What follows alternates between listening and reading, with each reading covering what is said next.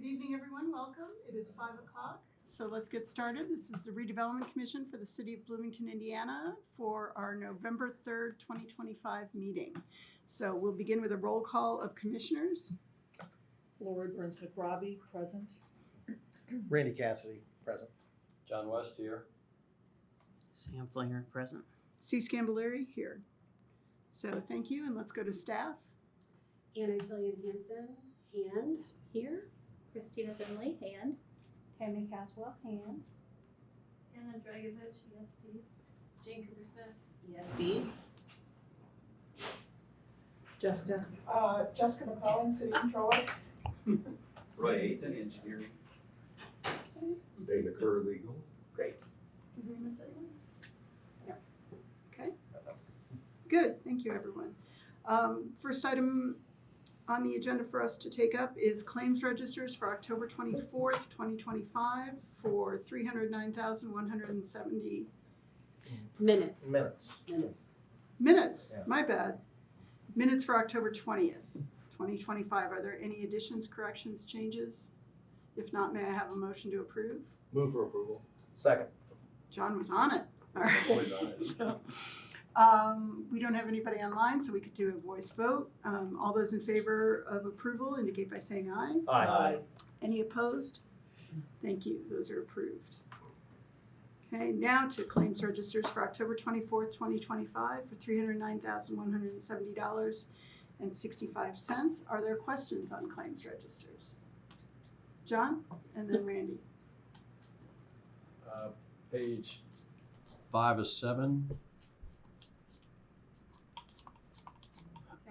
Pay number 5900. There's 2 invoices for vet environmental. Why wouldn't they be paid out of the 4445 account? 5,900. I'm still looking. Oh, there they are. Here, Main.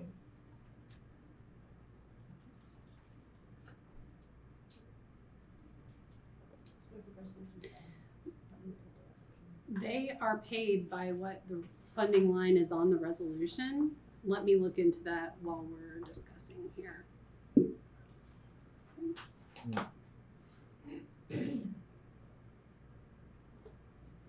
For all practical purposes, it's infrastructure. Yeah. So I don't. Right. We've got other vet That, invoices out of the 4445 account. and that was my question. Was Well, 445 account you know, on that. I do need to look into this a little bit further. I will say that both of those resolutions are for the oversight portion of those projects. They're not necessarily remediation exactly. So the first one is SMP, so it's a soil management plan oversight for Jackson Street construction. And then oversight, yeah, both of those are for the oversight of the Jackson Street construction project. 2 separate bills. But I will look into that. Typically those bills though are paid based on how the resolution specifies the funding line. So let me double check that. Maybe we need to be. What are our options for pulling that out? Yeah. If we approving the rest of the claims register. What's that? Well, we can approve the payment. It's just Which what Which account account? it's being account? charged to. Yeah. I don't have a problem with the payment itself. I just would question anything like that going to this account. Okay. We need to do a review of the funding line when you guys are approving the resolutions to make sure that they match up. Okay. Yeah, where it's gonna go. Randy, I know you said you had the same question, but you have another Similar one? question under the 444 account on vet environmental. On our Which page are you on, Okay, well, please? 7 of 7, and it would be the 1, 2, in the 444, it's the 3rd account down. It's the, again, vet environmental on the contamination cleanup portion of it. And while that's the place for it to be, is this finish up that cleanup? Or is there other, Yes. based upon what our resolution was, because, I believe that was the final invoice for the contamination cleanup. so with that, now, once we get our letter, Closure letter, yes. closure So letter. part of the business that you'll see tonight as one of the final resolutions is part of that closure process, so the independent closure process. Because the tanks were found, they are requiring some ERC, so environmental restrictive covenants. And so we can discuss that a little bit further, but we're taking the next step to get that Yeah. closure. We don't expect additional billings based upon the contamination cleanup. I do Present. not anticipate any further. Thank you. Yeah, the resolution does specify the 2519. That was why it was paid out of that. For the Jackson, for And- the overview. I will say that historically, as we've started to look, I've done a pretty deep dive into all of the resolutions previously and how they're tied to different projects. It was very inconsistent whether a funding line was on the resolution or not. One of my initiatives this year was to make sure that we're putting the funding line on the resolution so we know how to pay it appropriately. So now that those are being plugged back in, I think it's probably a good exercise for everyone to just know that they're there. And if you have a dispute with where we're paying it out of, That's the time to address to it. bring it up. Okay. At the resolution point, those funding Yeah. lines will be on Yeah, the it's resolutions hidden in in the there. future. There's usually so many whereas clauses that I'm sure that it gets lost sometimes, but we are trying to make sure that they're consistently in there. Okay. If necessary, not everything requires a payment, right? Thank you. Appreciate it. Additional questions? If not, is there a motion to approve? I'll make a motion to approve. Second. It's been moved and seconded. All those in favor indicate by saying aye. Aye. Any opposed? Thank you. Those are approved. That brings us to payroll registers for October 17th, 2025, in the amount of $56,316.86. Are there questions on payroll registers? If not, may I have a motion? I'll move approval of the payroll registers for October, whatever the date is. The current payroll register. October Sorry about 17th. that. No worries. Is there a second? Second. Moved and seconded. All those in favor indicate by saying aye. Any opposed? Thank you. Those are approved. So that brings us to reports. Is there a director's report this evening? Sure, I'll give you a brief update. So I do want to say thank you to Randy Cassidy, who showed up in the middle of his trip to Paradise to attend a citizen advisory committee meeting. We had our organizational meetings on October 23rd for our CAC, which helped decide what projects the CDBG, social service and physical improvement funding will go towards. So thank you for being there, Randy. As far as RDC goes for Hopewell, I want you to know that I applied for and received a grant from the Community Foundation for our initiatives at Hopewell South to the tune of $53,500. So thank you to the Community Foundation for that. As far as our changes at Hopewell South, just so you know, these days are in flux, so please know that don't hold my feet to the fire on this, but we are targeting the December 2nd Development Review Committee for the PUD filing and January 12th for Plan Commission. As far as the Trades District goes, I'm sure Jane will update you on the Innovation Week, which is happening next week. The Trades District garage humidity issue has been resolved to the best of our knowledge. We did do the mold sampling that you guys approved and everything came back in acceptable limits. So I think we're good to go as far as that's concerned. And I'm happy to answer any further questions. Have they moved in? Not yet. Do we have an anticipated move-in date, and then we'll start paying rent? I have another meeting with them this week. They have some various federal agencies that they have to get approval from. So we're working on it right now. We'll see what happens. Remind me, was there a possession or rent requirement start date? They have and continue to pay rent. Okay. Oh, they do. Yeah, but we are likely going to credit them back what the dates they've been unable to occupy a space. So as far as we're concerned, the space is occupiable right now. So that's an amendment to the lease? I believe so. And Well, Director Cooper Smith is working on that as well. And that will come to us? Potentially. I think that we had determined that, do you want to speak to this, Jane? Hi, Hello, Miss Jane. Jane Cooper Smith. I'm staring at you blankly because I didn't think that we needed a lease amendment in order to credit them for the days it wasn't occupied. So I think we'll just talk with legal and look over the lease, and if that's needed, we'll bring it back to you. Yeah, I'm not certain it would be needed. It's while the lease is in progress, it's a glitch that has occurred that wasn't anticipated. And so I think that we should bring it back to you to approve that it is okay to credit them. Because that's a expenditure of money, so to speak. Yeah. But by doing that, I do not believe that there needs to be a lease amendment. Well, there certainly needs to be written record of it. Yes. Yes. And we'll have the resolution, you approving that. Last question on that one, if I can. It's gonna come back. Yep. What did it cost us to fix it? To fix it, oh gosh, we had to install a dehumidifier, and then I don't know how many service calls that we've had, but it was a lot of different various adjustments to make sure that the units were no longer short cycling and that we were getting the proper air exchanges. So I don't know that we've received all of the service calls yet. Can't answer that question, but I'm glad to follow that up. But nothing compared to what we initially were told. This is good. Can I chime in on that and just call out Director Killian Hansen and our facilities director, JD Boruff. Their expertise on HVAC systems really did save the Redevelopment Commission significant resources, and they were able to really navigate some, not questionable advice, but they were able to navigate it well, so. It was a tricky circumstance. We designed it for one thing, we ended up with something else. Right. Right size your equipment, folks. Always. Additional questions? Okay. Question on the Community Foundation grant, the $53,000. What is that to be used for again?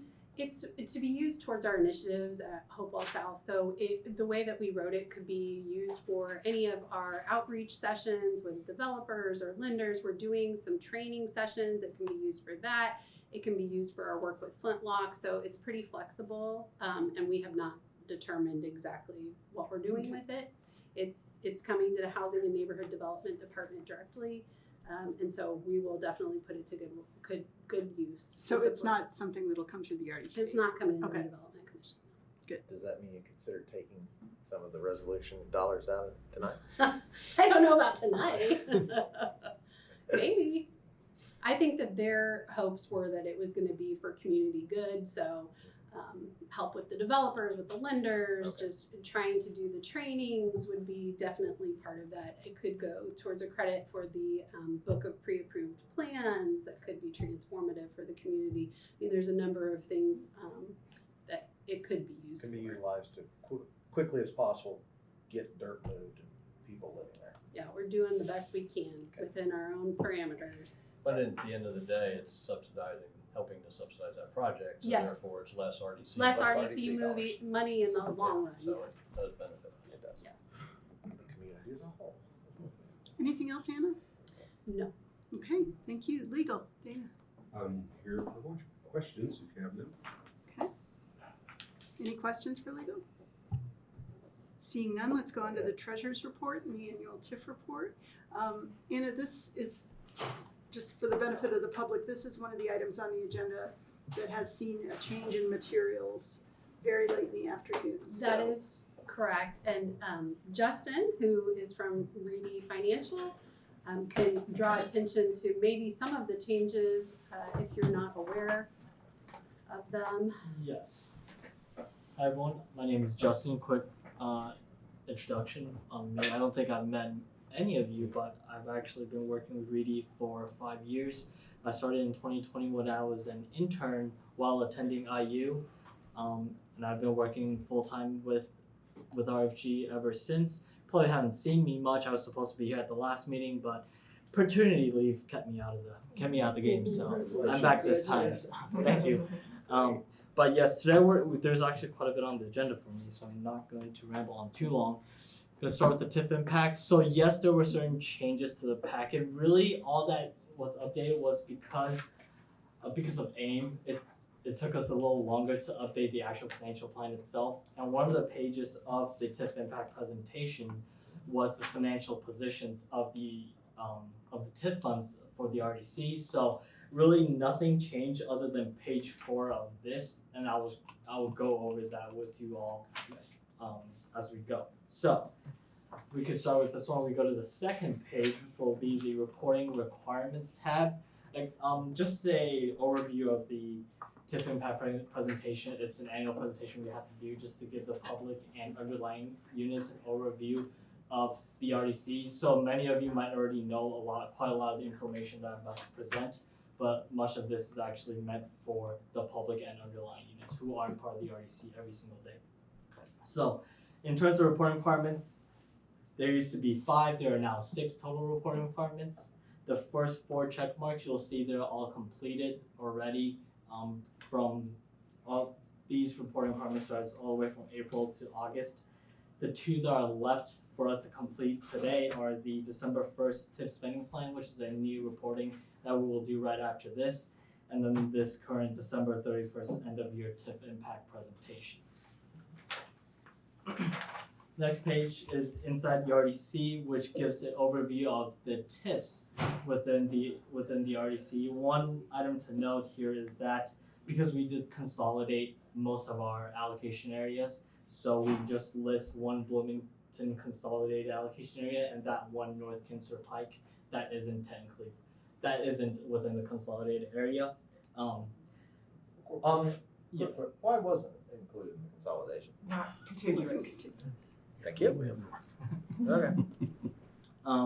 For the expiration year, really quickly on that, 2029 is the earliest area within the consolidated allocation area that expires. It is not the date when the entire area expires. So is that a peel-off situation where each TIF area expires where 29 is the earliest?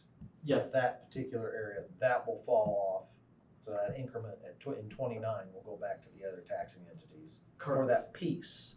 Yes. And then we have decreasing amounts or decreasing years over that next continuation. Okay. Yes, Thank and you. there's under financial plan that I'll go over later actually has a list of all of the areas within consolidated, and it'll show which ones will fall off the soonest. In page 125, the consolidated TIF area has had $1.1 billion in incremental AV, and North Kinser Pike had 4.9. Now this is old information that we're required to present, but for the RDC, just a little informational. We don't get abstract till March of 2026, but we did finish the neutralization. So just a heads up, we're looking at about $1.4 billion in incremental AV for the Bloomington consolidated allocation area, and 6.9 for North Kinser Pike. So in terms of revenue, for consolidated, that's from 20 million to 24 million, and 84,000 to 119, $120,000. So just information for the RDC to use, and that'll be part of the financial plan later as well. The next page is the financial. Quick question for Jessica, and I'm not trying. Just where we had allocated looking for things on North Kinser Pike, because that TIF is going to close out. Is by them being proactively and ahead of that, is that something that gives Anna, Roy, and them the ability to start looking from a dollar amount to zero that tough out? Yes, So that information gives us good information for how much revenue we're gonna get next year. Yeah, because next year will be the end of that North Kinser Pike Right. TIF. So if we're going to do So we take our something, cash balance we have now, plan on getting That- that, and that gives and we know our project size. that gives us the ability to determine our project size. Okay, thank you. Yes.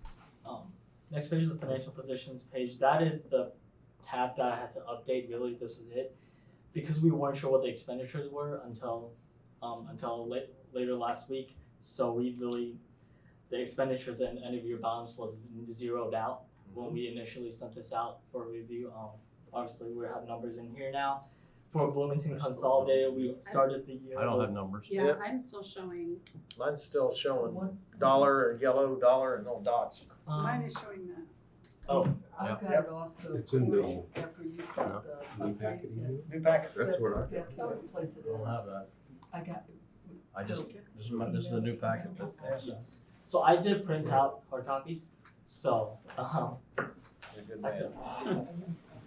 Could we ensure that those get updated in the Yeah. packet too for the public? I do apologize for that, we sent Yeah, I that got it. 2 p.m. this afternoon, so that. Oh, don't worry, you'll get the blame. It's okay. Um, But we appreciate that you got it done. yeah. Hopefully next time we'll get it done sooner. Yeah. So that'll be, I believe, page 4 or 5. It's right after the inside the RDC page. Okay. Perfect. Okay. So keep in mind, these are projections for what will happen at the end of the year. So this is not where we currently stand. For the Bloomington consolidated area, we started the year at $17.2 million. We expect about $25.4 million in revenue. Keep in mind, that's not all TIF revenues. That includes interest. I know we had a land sale in February or March. That's included in there as well. TIF revenues accounts for or projected for about roughly $19 to $20 million of that $25 million. Expenditures, we're looking at 16.3, and we're looking to end the year at $26.2 million. So about a $9 million increase in cash balance for the consolidated TIF.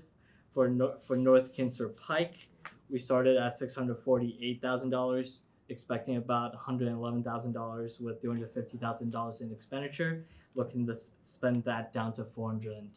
And that is the allocation area that will expire next year.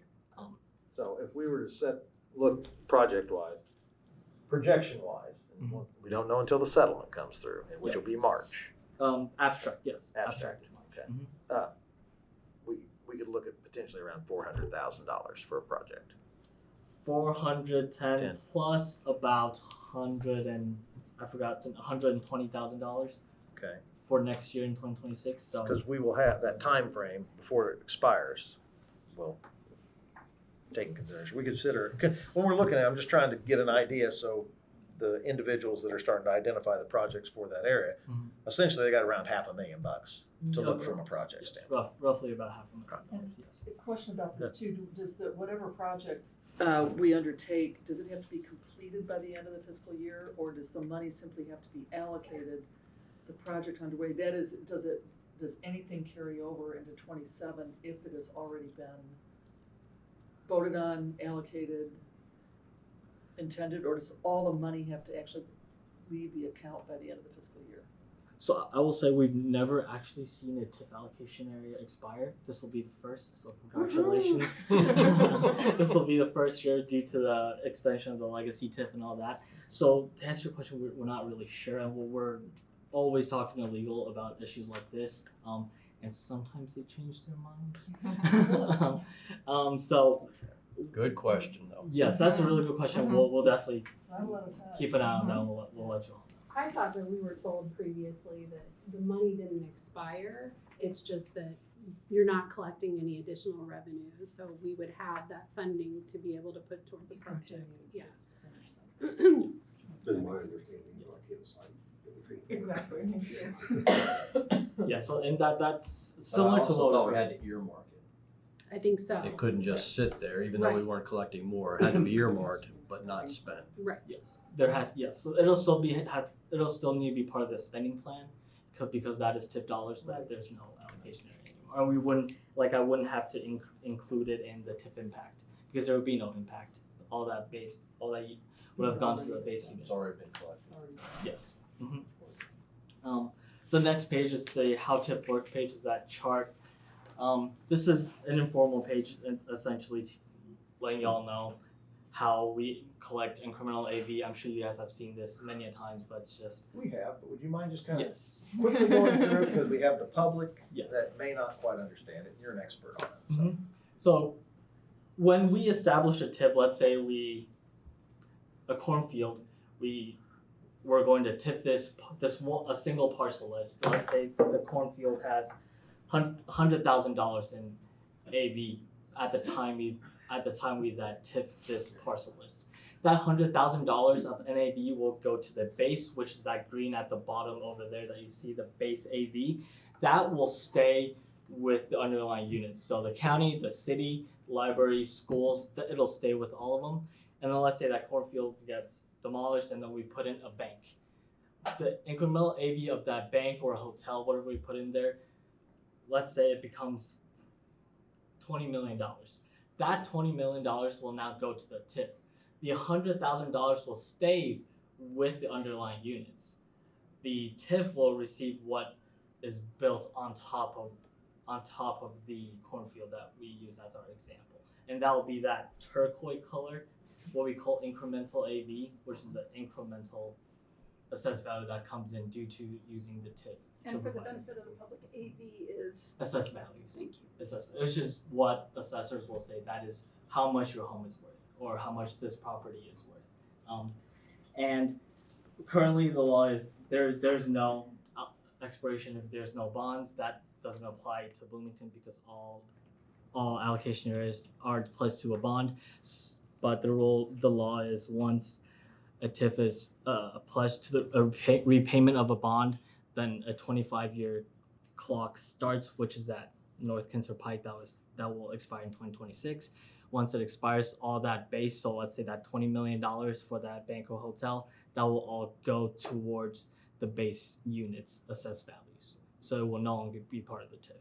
So the revenue that typically would go in TIF would go to the school corporation, the libraries, and the other taxing units.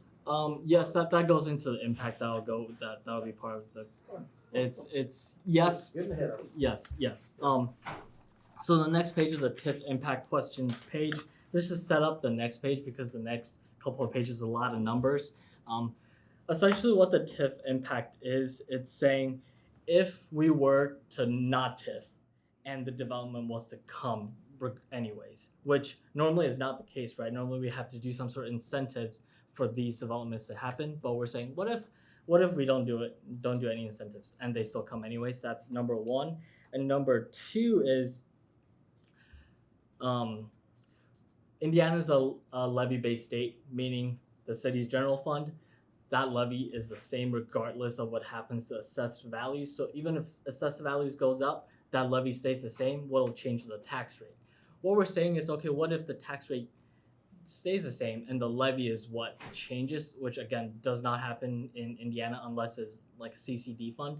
So this is a hypothetical scenario of what could potentially happen. Okay. So on the next slide is the TIF impact chart, which is the impact of the TIF on the underlying units. That blue section in the middle is what the impact really is. And if we look at, these are all on the left, these are all the overlapping units of the TIF. So which the units are that have assessed values in those parcels within the TIF. You'll see that circuit breaker impact. That's essentially what, if that AV was to go to the base, what would be the reduction in circuit breaker? Because that's essentially what would happen, right? Levy would not move. What would circuit breaker be reduced by? And keep in mind that this is a very, very conservative approach that we're doing to this calculation. The impact is really way less than what we're seeing here. But we don't do a parcel by parcel analysis when we look at this. We look at the overall taxing district's tax rate, and we apply a circuit breaker impact to that. With that said, we can see the largest impact is actually to the city itself. The circuit breaker impact, we'll go into the rate driven funds later, but the circuit breaker impact is at $75,000. So that's a very minimal number if we look at that 20.3 million that the RDC is expecting to collect.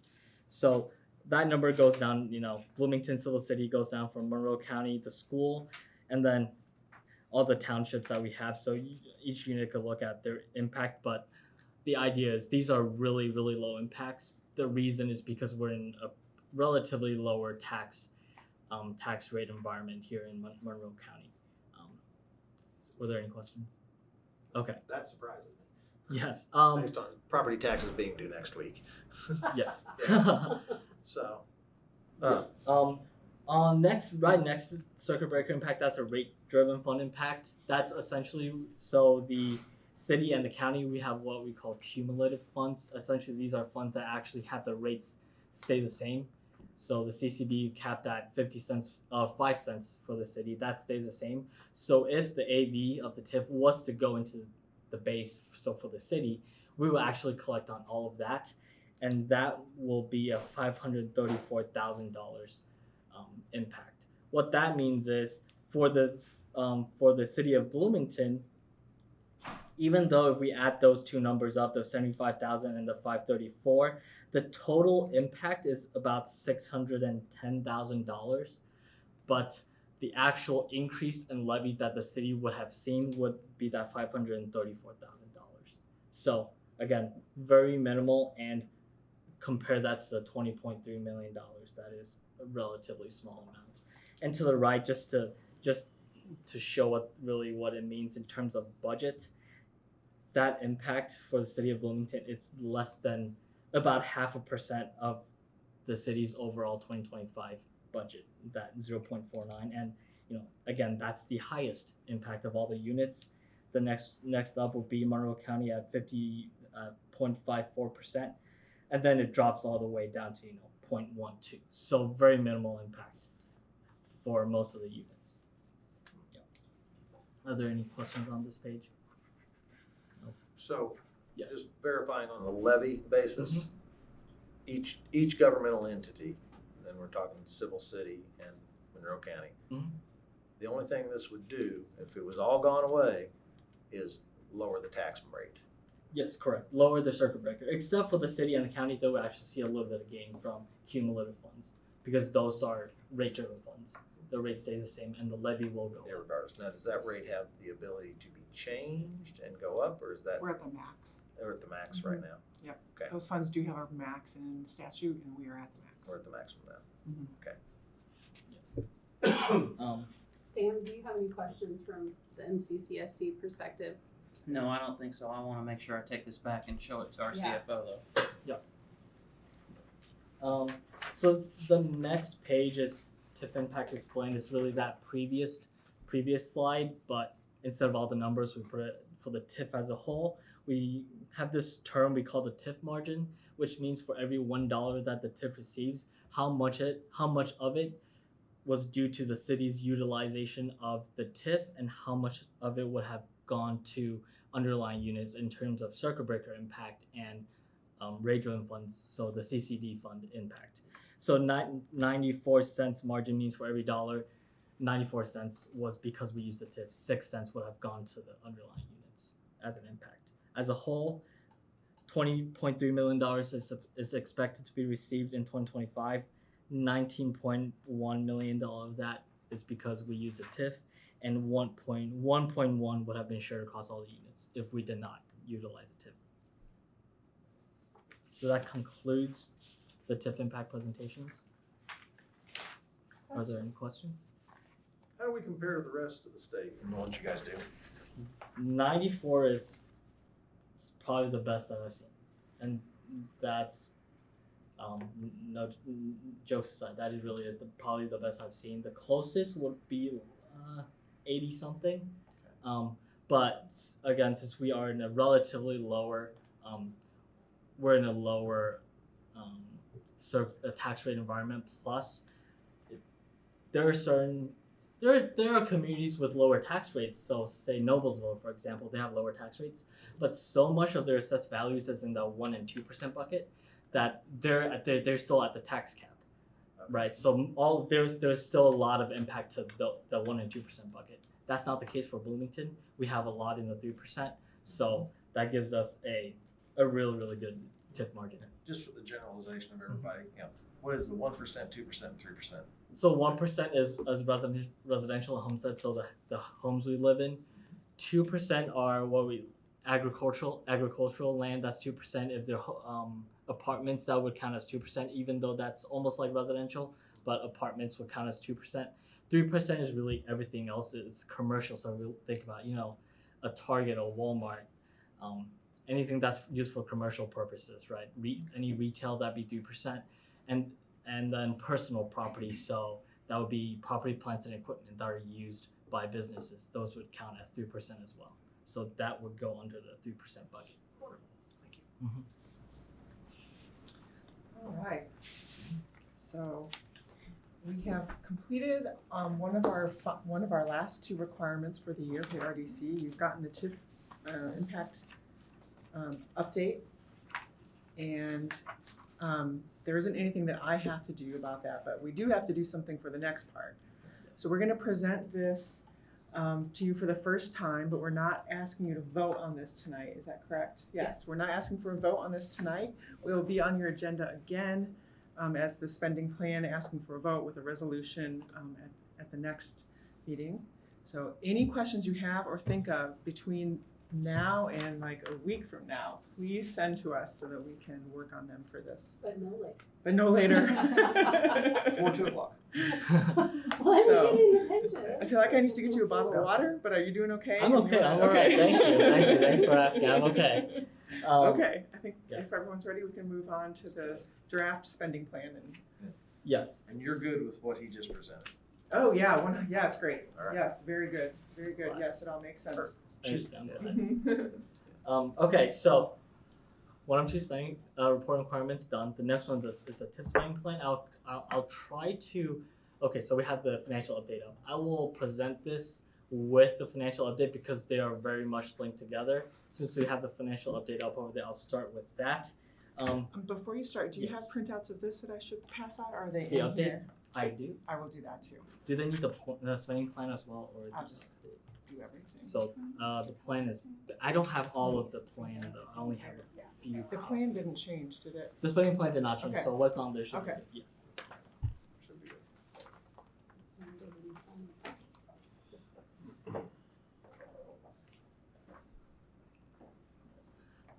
Well, Jessica's passed it out. So this is the RDC TIF spending plan that we keep for the RDC. It's not really a reporting requirement, even though a lot of the information here is used on our reporting requirements. Really what this is for the RDC to see where they stand on a quarterly basis financially, what dollars have they spent, how much are they receiving in revenues, and how are we expecting the end of year cash balance to be, and if we have any new projects, we'll always include that in the plan to see, okay, let's say we have a $3 million project next year, well, how will that impact our bottom line? And it includes any debts that the RDC has. So again, this isn't really a spending plan, but a lot of this is used on the reporting requirements.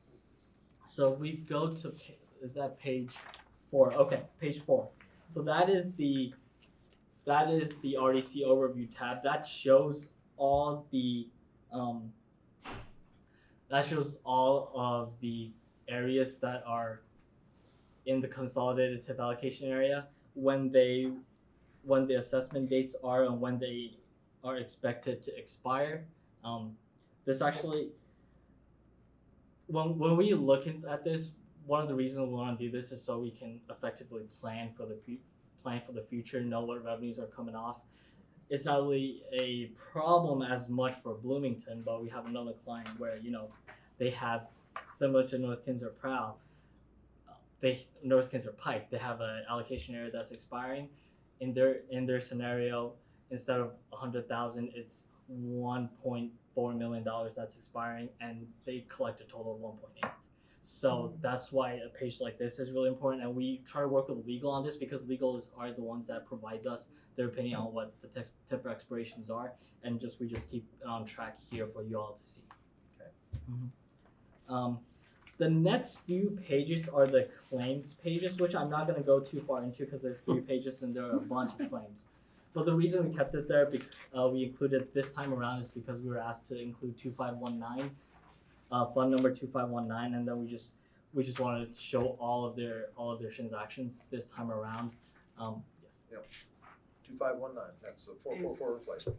It's the RDC Property Management Yes. Fund. Yeah, you're correct. I can't remember what its old number is. Yeah. Oh, it is that number? Yeah, it was 444. I just wanted to clarify the 25. That's how we all know it. Okay. Okay. Old numbers.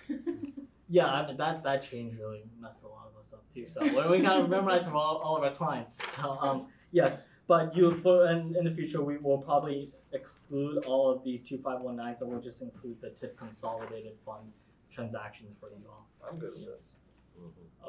If you would like to see this, we could Never, we could keep it hey, on. if it's a push button for you, Either way. it never hurts to have more information. That way you can always look. Okay, perfect. We'll make sure to do that. And then we go to page 8. 8, 9, and 10, they're all the monthly balance by fund tabs. This is where as we update the plans, we make sure we allocate the funds to where they're expected to be, to when they're expected to be spent and when they're expected to be received. For Bloomington RDC's case, this is helpful, but it's a little different because we have certain units where they may go negative in May, but they don't see that unless they see a page like this, because they'll say, oh, we're going to get June settlement, so we're going to have that money, but they might go negative in April and May, and they don't know that. But in the case of Bloomington RDC, that's really not an issue, right? But in this tab, we keep track of when we expect revenues to come in, so that's why you'll see June and December revenue projections, that 10 million, 10.1 in June and 9.4 in December. That's higher because that's when settlement comes in. And debt payments, you'll see that staggered all over the place because debt payments are paid at different times. That $3.9 million in September, we transferred a lot of money to another fund to pay those debt payments. That doesn't mean we actually paid them just yet. It just means we transfer that money and then they're ready to pay. That's for our bond funds. Yes, Correct. yes, yep. Debt service funds, yes. The next page is the North Kinser Pike allocation area. It's similar situation here, right? We expect this fund to expire in 2026. One area that we actually did not update on this is that we were not sure if we were going to we're supposed to receive North Kinser Pike's TIF revenues next year. So we did not include it in the monthly cash balance by fund because at the time we weren't sure until neutralizations were done in August. But now we've neutralized, we've gotten our parcel list. It looks like yes, we will be receiving those. So that will be added to this tab. And the next tab is that month fund 2519 is that property fund, right? For this tab, since this is new, we don't track a lot of these. If there's anything specific you guys all would like to see, and there's the actual fund tab that you'll see later. But if that's something you guys like, anything you guys like to see, please let us know. We can add them in at any time. So fund number 4445. This is the big one. I'm not gonna go through every single number in here, but a few big ticket items. That $5.2 million you see up top, that's highlighted in blue.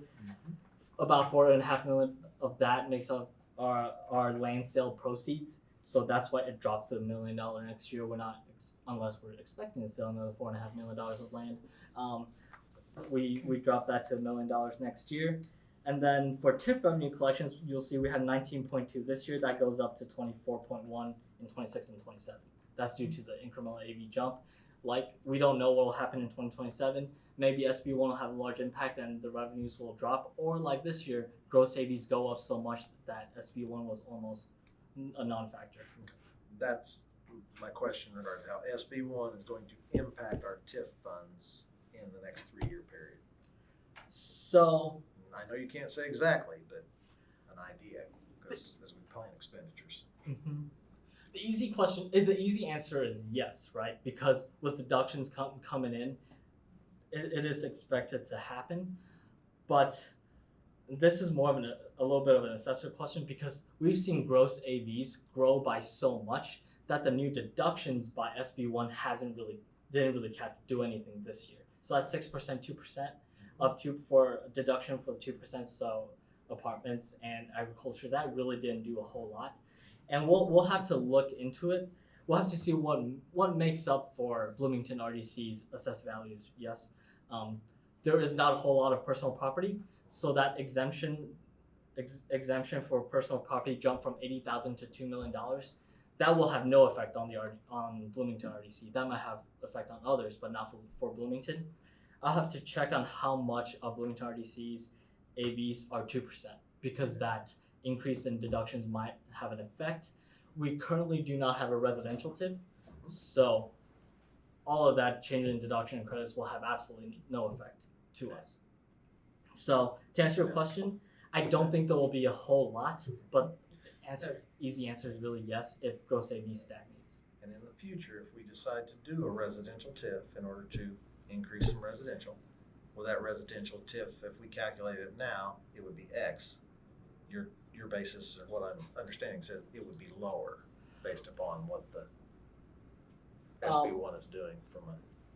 So no, because we know what SB1 is going to do, but we've had residential TIFs where we started in 23 and 24, and then we go into 25 and we have to change the entire economic development agreement because new credits came in, new deductions came in. So we had to recompute what revenues would be. But since we already know what the deductions and credits are from SB1, we will incorporate that into all of our analysis. So where our expectations should not change because of SB1. Okay, SB1 will not impact something that we're potentially going to put in. Yes, correct. So correct. we'll know what our revenues are projection-wise, so any bondable projects would have a cash flow stream. Yes, correct. Okay. Correct. Thank you. Mm-hmm. So we went through that. Jessica might want to chime in a little bit on this part, but if you look for 2026 under that debt payments, that blue big box, there is three estimated, a summit debt, a police debt, and Hopewell bonds. Those are not for certain yet, but those are projects that we're working on with Jessica and Anna and Dana. But we included them in there just to see what the cash flow would be like if we were to issue these bonds next year. So a caveat on that. That's perfect. I don't have anything else to add. Yeah, those are potential projects. You guys know that we are working on them, and we've done the math, and that's what the potential debt service payment would be. That'd be the debt service payment on each one, but we don't know exactly how much the total that would be. We're just making the assumption that we'd make a 1.2, 1.4, and 1.9 million dollars. It's just an assumption that can change to anything. It could be none of those projects. It could be two. Well, you know. but if we added debt to our cash flow, if we added debt service to our cash flow, and the amount of that total amount is, oh God, where are we at? 1, 2, 3, 4, like $5 million. Yep. Our cash flow looks really good. Yeah, cash flow is still good. Yes. And then it's just a matter of what the total overall cost is, and then what the total overall bond interest rate is. all the that other would calculate through that would throw us back down on our cash flow. Yep, And exactly. those numbers are actually based on analysis that we've done. We didn't pull these numbers and just put them in there. Yeah, this they're is not. based on actual bonds analysis using coverage calculations with the RDC's TIF revenues. What is our calculation, or what is our coverage ratio that we typically go for? Is that a 1.1, 1.2? So it depends on the bonds. Currently, we need to maintain a 1.25, but we're way above that right now. We're still trying to keep it above 1.5, but we try to keep it above 1.5, but we can go down to 1.25. Okay. If we being needed to. conservative, we got a 1.5 coverage, and the requirement would be approximately 1.3. Better than 1.5. Okay. Yep. Okay. Thank you. So on the cash flow side, if you see right under for 2026 at the very bottom, just above that green row, you see that 224%. That's the pass-through calculation. So what that means is every June we have to do a TIF pass-through report requirements, which I'm sure you all have done many times. That's actually supposed to be under 200%. What that means we're gonna have to look at some more potential projects for the RDC to get that number lower. So he's saying we need to spend money. Yes, he's telling us to spend money. Now, is that state statute, or is that just State property? That's state statute. State statute says Yes. get yourself under 200%. Yes. Yes. Or they take away your money. Or we have to pass it through to the other. Pass through the other. Yes, pass through. Okay, so right now we got 24%. Yes, and that's the 224 is taking that 24 million in TIF revenues divided by that 11.6 in total spending. So it doesn't include the interest that we receive and any state grants that comes in. Okay. Yep. The next tab is the North Kinser Pike allocation area. There hasn't been a whole lot of conversation between Jessica and our group about about this fund, but we will make sure this gets updated as we go. Right now it's the Cascades Trail, but again, we'll make sure this gets updated, and we'll try to spend the money here as quickly as possible, I guess, to make sure right after the TIF expires. Next tab is that 2519 tab with fund, which is the properties fund. It includes interest revenue and lease revenue. It has all the expenditures that the RDC pays for out of this fund. And again, because this isn't something that we track for all RDCs, so if there's anything specific you'd like to see here, we can add in certainly. Only item for me to know is that $4.5 million interfund transfer. That is the exact same increase in Fund 4445 because that's where it was transferred from and transferred to. So it's not a real expense for this fund itself. It's just a transfer to another fund of the RDC. So if I'm reading this right, we're deficit spending. It's just we're just happen to have enough cash to cover it. Correct. Yes.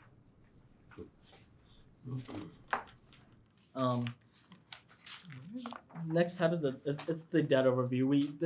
We use this to do the April reporting requirement, which requires debt information as well. But it's essentially all the bonds and leases the RDC is paying when they mature, how much of it is outstanding, and how much we've paid in this year. So informational, we don't really need it at every meeting, but we keep track of it as the year goes. Okay, so that's a financial plan. Are there any questions for me? Well, that was fun. What do you do in your spare time? This is my spare time. Wow. Oh yes, my baby. That's my yeah. Yes. Oh yeah, the baby. Yes. Yes. Assuming you lost a lot of sleep last night, so it's okay. We're going through sleep regression right now, and I'm grateful my wife takes care of that because I won't be able to wake up. I'll get no sleep if I have to take care of the baby at 4 a.m. as well. Yes. Just always help. Yes. So the final one, I promise, is the TIF spending plan. This is the last requirement, and I say this follows the financial plan because the expenditures that is on the TIF spending plan is based off loosely on the financial plan. The first tab is just a letterhead because this is supposed to go to the mayor, the city council, and the DLGF, so we make it professional for RDC. We'll upload this on Gateway after it is signed by the RDC next meeting. Okay. But if we go to the next page, that's the actual spending plan. It's this. Yes. We don't have that. Yeah, we No. And it's actually in, I think a different version of the packet. I think the first final version of it. I don't see it in the second final. version of the packet, but I have two extra copies of this. I'm seeing it on page 29. Which The one? I think it's a original new packet. Yeah, It's in the old packet. It's in the original packet. That's true. I have it on page 29 It's not in too. the new one. Okay, so I That's page have, 29 right there. okay, you guys had the old packet Well, open, I so don't know you should now be what good. now I don't know what you're talking about. I'm gonna look and see if you're on the right It's thing. this All right, yeah, one. that's page 29 in the new packet. Yes. Yeah, you got it. You got it. Page 29. You're too far. And then we Sue has it. You're good? I'm good. Okay. Don't you have numbers? You don't have any pages numbers? What? All right, there you go. Okay, you got it. All right, good. Perfect. Apologies for the confusion. Again, this first page. See some little numbers on the side. This first page is just a letterhead to the city council, mayor, and when we send this to DLGF, when we upload it to the DLGF, just saying this is the 2026 TIF spending plan. If you go to the second page, which is the page with the green bar up top, that's what the actual spending plan is. This is a newer reporting requirement. There's two ways that we really could go about it. The number one way is be conservative and put lower numbers in here. As we spend, we update the spending plan. But updating the spending plan isn't just putting new numbers in. We have to pass a new resolution. We have to upload to Gateway again, provides the mayor and city council. So that's why we go with the different approach, which we say let's put larger numbers in here, add a buffer, so the RDC can spend money out of the fund without having me to come here and do another 40-minute presentation again, right? So for your benefit, we try to do it one time. Now for most of these expenditures, they tie with what is in the financial plan with a 15% buffer. So that's, for example, for the debt payments, that $12.8 million, that's what's in the plan, including the Summit, Hopewell, and police bonds, a 15% buffer, just in case, what if we have to issue, the bond interest rate goes up, right?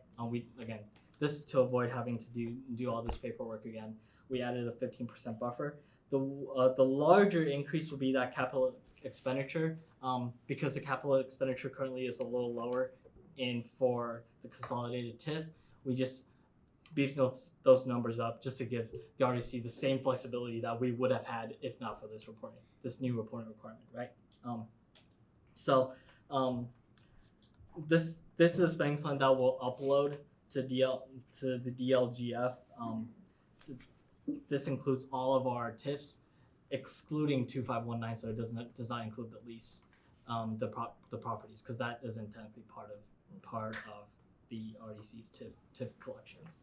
Question. Yes. I get professional expenses. What would be an example of an operating expense? So operating would be, and most of the time this is very narrow because most RDCs aren't actually able to spend on a lot of operating, but certain would, like, let's say we have a client that has a park that they help maintain. So every year they would transfer about $100,000 to help with the operating expenses of the park. So that's what that would be. There is no actual operating expenses that we are projecting in the financial plan to say. So that is a number that we put in there just in case there is anything. Well, wouldn't our operation of the bus Kirk Chumley, what we contribute to that, would that not come out of operating? I like it better out of, do we have anything in grants and contributions? There's nothing in there. Nothing in there? We But I have- like that you thought of that expense. We could pull that out in grants and contributions because we don't care what they do with it. It could be operating or capital. If we just call it a grant, it doesn't restrict it. I'm not suggesting a change. I was just trying to find an example. Oh, what do you think about giving money to another organization that's not the city to do? So it depends on what the money is for. Like, yes, we could put it in grants definitely. That's not really a problem for us to do. We normally put it in capital expenditures because most of those are done for capital. So that's why we put it in there. But if there is any that we know that we're giving out in grants, we could put those dollar amounts under grants and contributions. It's kind of like, it is operating support, I think is what you call it. All Well, right, if I read this right, you've currently got $150,000 in operating expenses, correct? Yes. And that's just a kind of a swag number, just a Placeholder. Yes, it's a placeholder. We do see, so the reason is we do see quite a few of our clients spend a little bit every year on operating, so we add a little bit to it. Not saying you have to. Again, I want to specify, this doesn't obligate the RDC to spend. It just allows for the RDC to spend these dollars. All right, so back to my original question, the Busker Chumley then actually is a capital expenditure because there's nothing under grants and contributions. yes. So that's the shift you might tend to make, maybe. Wouldn't that give more flexibility in regards to what they utilize it for? I mean, because when we say capital expenditures in that line, that's a typical situation would be. It wouldn't be operating costs. Right. Okay. Yeah, we could update that. Okay. I have a question on the other anticipated expenditures. It's not a round number, let's say, is it a percentage? So it is a round number, and then we add a 15% to it. So that's why it makes it a non-round number. So I believe that is $55,000. So we add 15% to 55. That gets us to 56. 56. Because. Again, it's like similar to like debt payments. We add a little bit to it just so we don't run okay. low. It's all of it actually. We have that for most of these, even professional expenses. We have. I believe that's actually 60,000. Cushion. Yes, just a cushion. Yes. And when we're looking at this total overall spending plan, we tie it back to page 11 of on your financials for your capital expenditures, what we're looking for. Yes, but no. Okay. And generally yes, but because we still have a lot of capital expenditures that we're planning for, so that's why that number is significantly higher. But again, it doesn't obligate us to spend it. So, and that thing we're looking at would be our 3 potential debt payments, which would be the $1 million, $1.4 million, $1.9 million. That, yeah, and cash, and a lot of extra cash for capital, not related to debt service. Not related to debt service, or utilization of cash Yep, exactly. that we have or utilizing. Okay. In so the capital expenditure number, the 12.8 million, well, 12.873, that is potential capital expenditures, and then the debt service payments for all of our current debt and the potential of other debt projects is in the first 12.8 million, Okay. 12.832. That includes the other potential debt we may incur. Yes. So to ask the question, I don't want to get ahead of myself because it may have to change. Of those 3 expenditures we're talking about, what is the approximate amount we're calculating now to calculate the debt service off of? The project size? Where it said, where are we going? Summit, police, Hopewell. Oh, These we are know? all speculative, Yeah, it's and all- we okay. do not have a dollar amount tied Right. to them. We're just calculating a debt Yeah. service in order to verify. Mhm. Okay. Yes. That works. Yes. So that's the spending plan itself. If there are any questions, we can make any changes, and then we do have to pass the spending plan and sign the resolution by December 1st, and then have that uploaded and provided to the mayor and city council. So any changes, any questions, we're happy to answer. But yes, or we do have a December 1st deadline. I have a question about the 200%. That yes, the pass-through. Are we in danger? I can't remember when in the calendar we have to declare that. I think it was earlier this year in September. So Are we earlier, in danger of not passing that test this year or next year? no. So we Okay. did it in June for 2025. We'll do it Okay. for 2026. We'll do it June of 2026. Okay. So we have 9 months, 7 months to do it. Okay. Yes. So quite a bit of time. Yeah, but quite a bit of money, so. Yeah. Yeah. Yeah. And remind me what exactly the 24% is that needs to be spent. 200. I know it's 224, but the difference to 200. So the 24%, what is the dollar amount that correlates with that? Oh, you're testing my math. 24.1 divided by 2, 12. So we're looking at $1.5, $2 million maybe. We can spend that. Yeah. That's the napkin. Just kidding. Just spend 3 just to be sure. Yeah, exactly. What if we collect more? Spend 3 just to make sure we're under 200%. Yes, but yes, those are my Okay. presentations. Good job. Thank you, Yeah, Justin. thank you. job. Justin, Appreciate it. appreciate it. Yes, thank you so much. So coming at you at the next meeting. Yes. Yeah. For resolution. If we have any changes, please Prepared. localize them. Thank you. Thank you. you. Congratulations. Thank you. Cleansing breath. Okay. A lot going on. CDFI friendly update, John. Oh, boy. Well, if he is riveting. Wait, can I have a business development update? Just 2 sentences. Yes. Since we didn't do that one. Okay, before we get into John's. Yeah, just two PSAs. Innovation Week is actually this week, and it starts tomorrow with a day of health tech and innovation programming, and culminates on Friday with the block party. So we really hope to see the public and especially members of our redevelopment commission there on Friday from 5 to 8. That was my first PSA. And second PSA, which really is for the record for the public and also for our commissioners, the College and Walnut study is being put in front of the public for public feedback. And there's a really great website from our planning department where the public can review the proposals and complete a survey to make their their feelings known about the project. It's really essential that we have good public feedback on that. Thank you. And that website is? I don't, if you Google College and Walnut Study Bloomington, it pops right up. Perfect. Thanks. Quick question, Jackie. Yep. Since we're in ESD, our hotel and everything moving forward here. Yes, they'll be going to the first Plan Commission meeting in January. I don't know the date offhand. They're going to BZA this month, and so they are targeting the January plan commission. If all goes according to plan. Mm-hmm. Yeah. Okay. Thanks. Thank you so much. Thanks, Jane.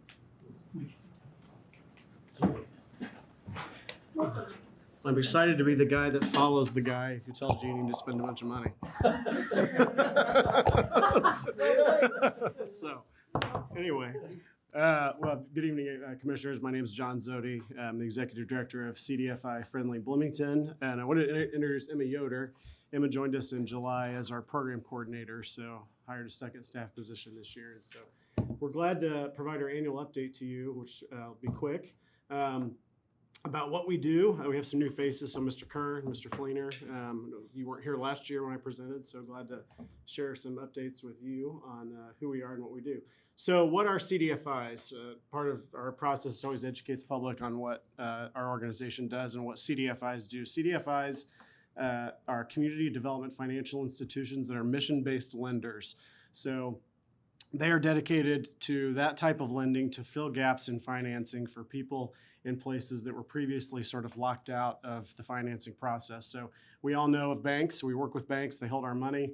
We partner with banks to try to make that process of financing a little more seamless. So if someone is told no from a bank for a mortgage or a loan for a housing project or for their small business, there are times where a CDFI can step in and be that lender to the potential borrower who may not have the same financial background or may not have generational wealth in place, or it may just be a complicated project that can be filled from an alternative lender.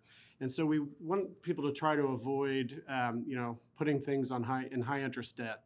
So credit cards, lenders that really can get money quickly, but might charge a pretty high interest rate. And so the CDFI lending community, which is about 60 years old, is a $500 billion sector of lending across the United States. There's a network of CDFIs that exist in every state and in our territories across the United States.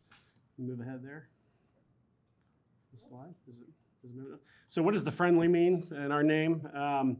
Because there are so many CDFIs across the country, 1,400 organizations are certified by the U.S. Treasury as a CDFI, a Community Development Financial Institution. But there are places in the country where they are not really present and have not been historically. And that has been in Indiana. And so our job when CDFI Friendly Bloomington was created back in 2017, 2018, was to help fill that gap here in the south central part of Indiana. So we serve 13 counties to try to bring CDFI financing, that sector of financing that wasn't previously here for all intents and purposes. It was here, but not in a robust way. Try to bring that financing into this part of the state to fill those gaps and to get more community development projects, more businesses, more jobs created so that we can see a higher level of impact from community development.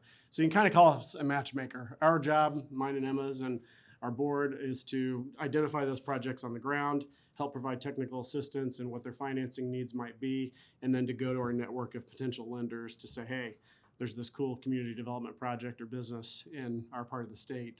Come talk to us, come talk to the potential borrower, and let's get a deal done. Move ahead there. So, so far, just to talk about our impact as an organization, we were formed in 2018, so we're about 7 years old.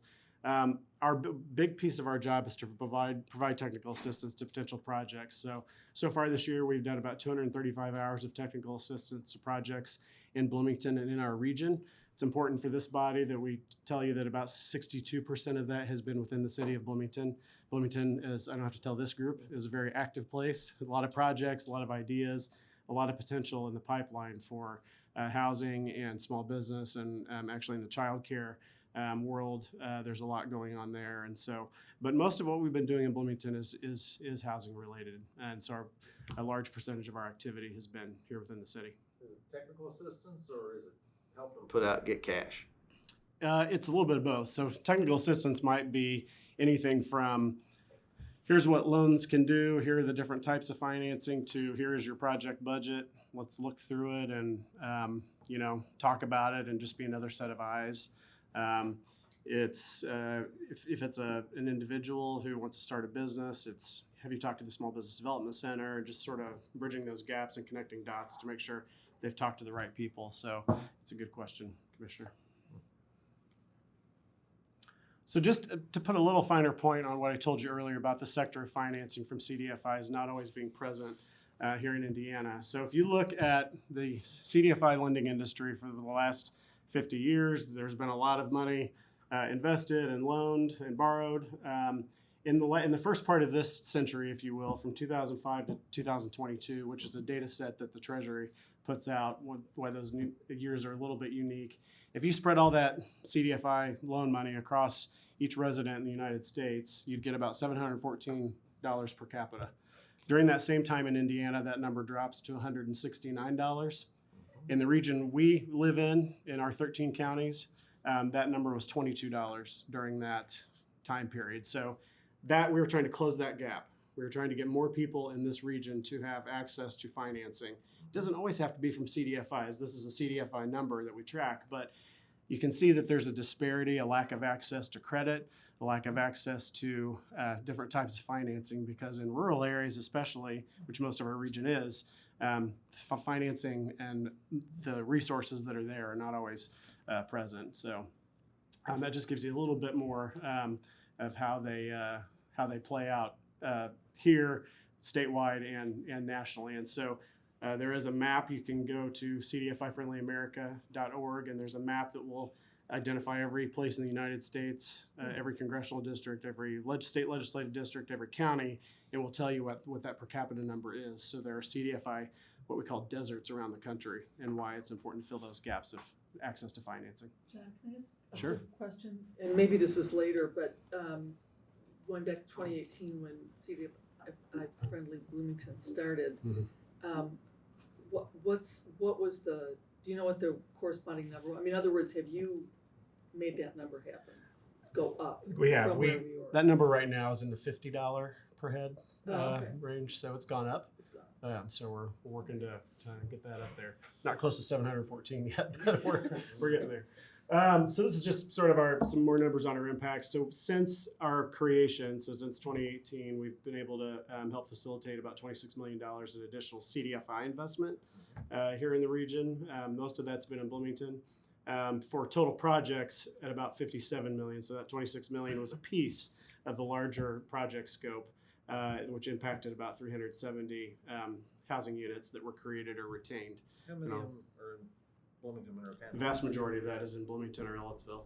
Really? So, yeah, because we've had some big developments here, and early in our existence, we worked mostly in Bloomington, and then got over to Ellettsville a little bit. This year, there's been a lot of CDFI investment that's going to be part of the new low-income housing tax credit project in Lagodi, which is going to be a 50-unit affordable housing building with a child care attached to it. So. That's a lot of the CDFI. Well, you're going to get us some success stories here in a minute. Yeah, so. I'll get to one that you guys learned about last year a little bit. So just want to say thanks. This body gave us money to loan money out within the city of Bloomington, more specifically within the TIF district, to impact multifamily housing. And we've got a couple of projects in the pipeline where we will continue to hopefully use those funds. And the city of Bloomington's support overall has been great. They've been a partner. The hand department has been very intentional about working with projects and figuring out how grant money from the city, loan money from CDFI Friendly Bloomington, and loan money from a CDFI partner can be used to get some housing projects done here on a smaller scale in Bloomington, which is really important. It doesn't always have to be 100 units. It can be 6, 10, that kind of thing here. And so as a point, we are also partners with the Urban Enterprise Association and utilize funds similarly to the RDC money here in the city of Bloomington to impact business and also housing. And so we are working with a CDFI right now that will, we will give some of that capital to them so they can make business loans within the city of Bloomington and help bring their expertise to the region. We gave it X number of dollars, the BUEA has X number of dollars. Now, Right. how do you get that out? And- Sure. And We have- I mean, CDFI is not a bank. It is not. We're a loan fund, so we don't hold individual money. We hold those loan funds. We can hold grant money or other lending capital, and so that money was granted to us at a 0% interest rate. It was just grant money that RDC and the Urban Enterprise Association gave us. So we have terms where we lend it out at a certain interest rate, and the terms as far as time can vary. But the high value of that money, and I can't really overstate this because interest rates are coming down, but they're still higher. Still high. And pulling money from the RDC or the Urban Enterprise Association with a CDFI partner who will lend their money at more market rate, so 7.5. We have a below market interest rate that we lend our money. We're a small shop, so we can do that right now. We can do a below market interest rate. That brings down the overall interest rate for the project and makes it a lot more workable. We just saw that happen with a project. When you put our money in, our money, your money, the city's money, it made the project here in Bloomington. It will make it a lot easier for the borrower to provide that service. And so we lend that out at certain terms. Then we service those loans. So we have a loan portfolio that So we you got perpetual funding that'll be coming in based upon the loans and on the buy down. Yeah, so that money goes toward different things, but right. So that is money that is granted or that is loaned out. We service the loans in-house, and then if the CDFI partner is involved, then we also, they usually service their piece of the loan, but we do what's called an intercreditor agreement. Okay. And so we do our own loans, and then we have a loan. What kind of pool do you agreement have together. now to work with? Our assets are about $2.5 million. So, Excellent. yeah. Good stuff.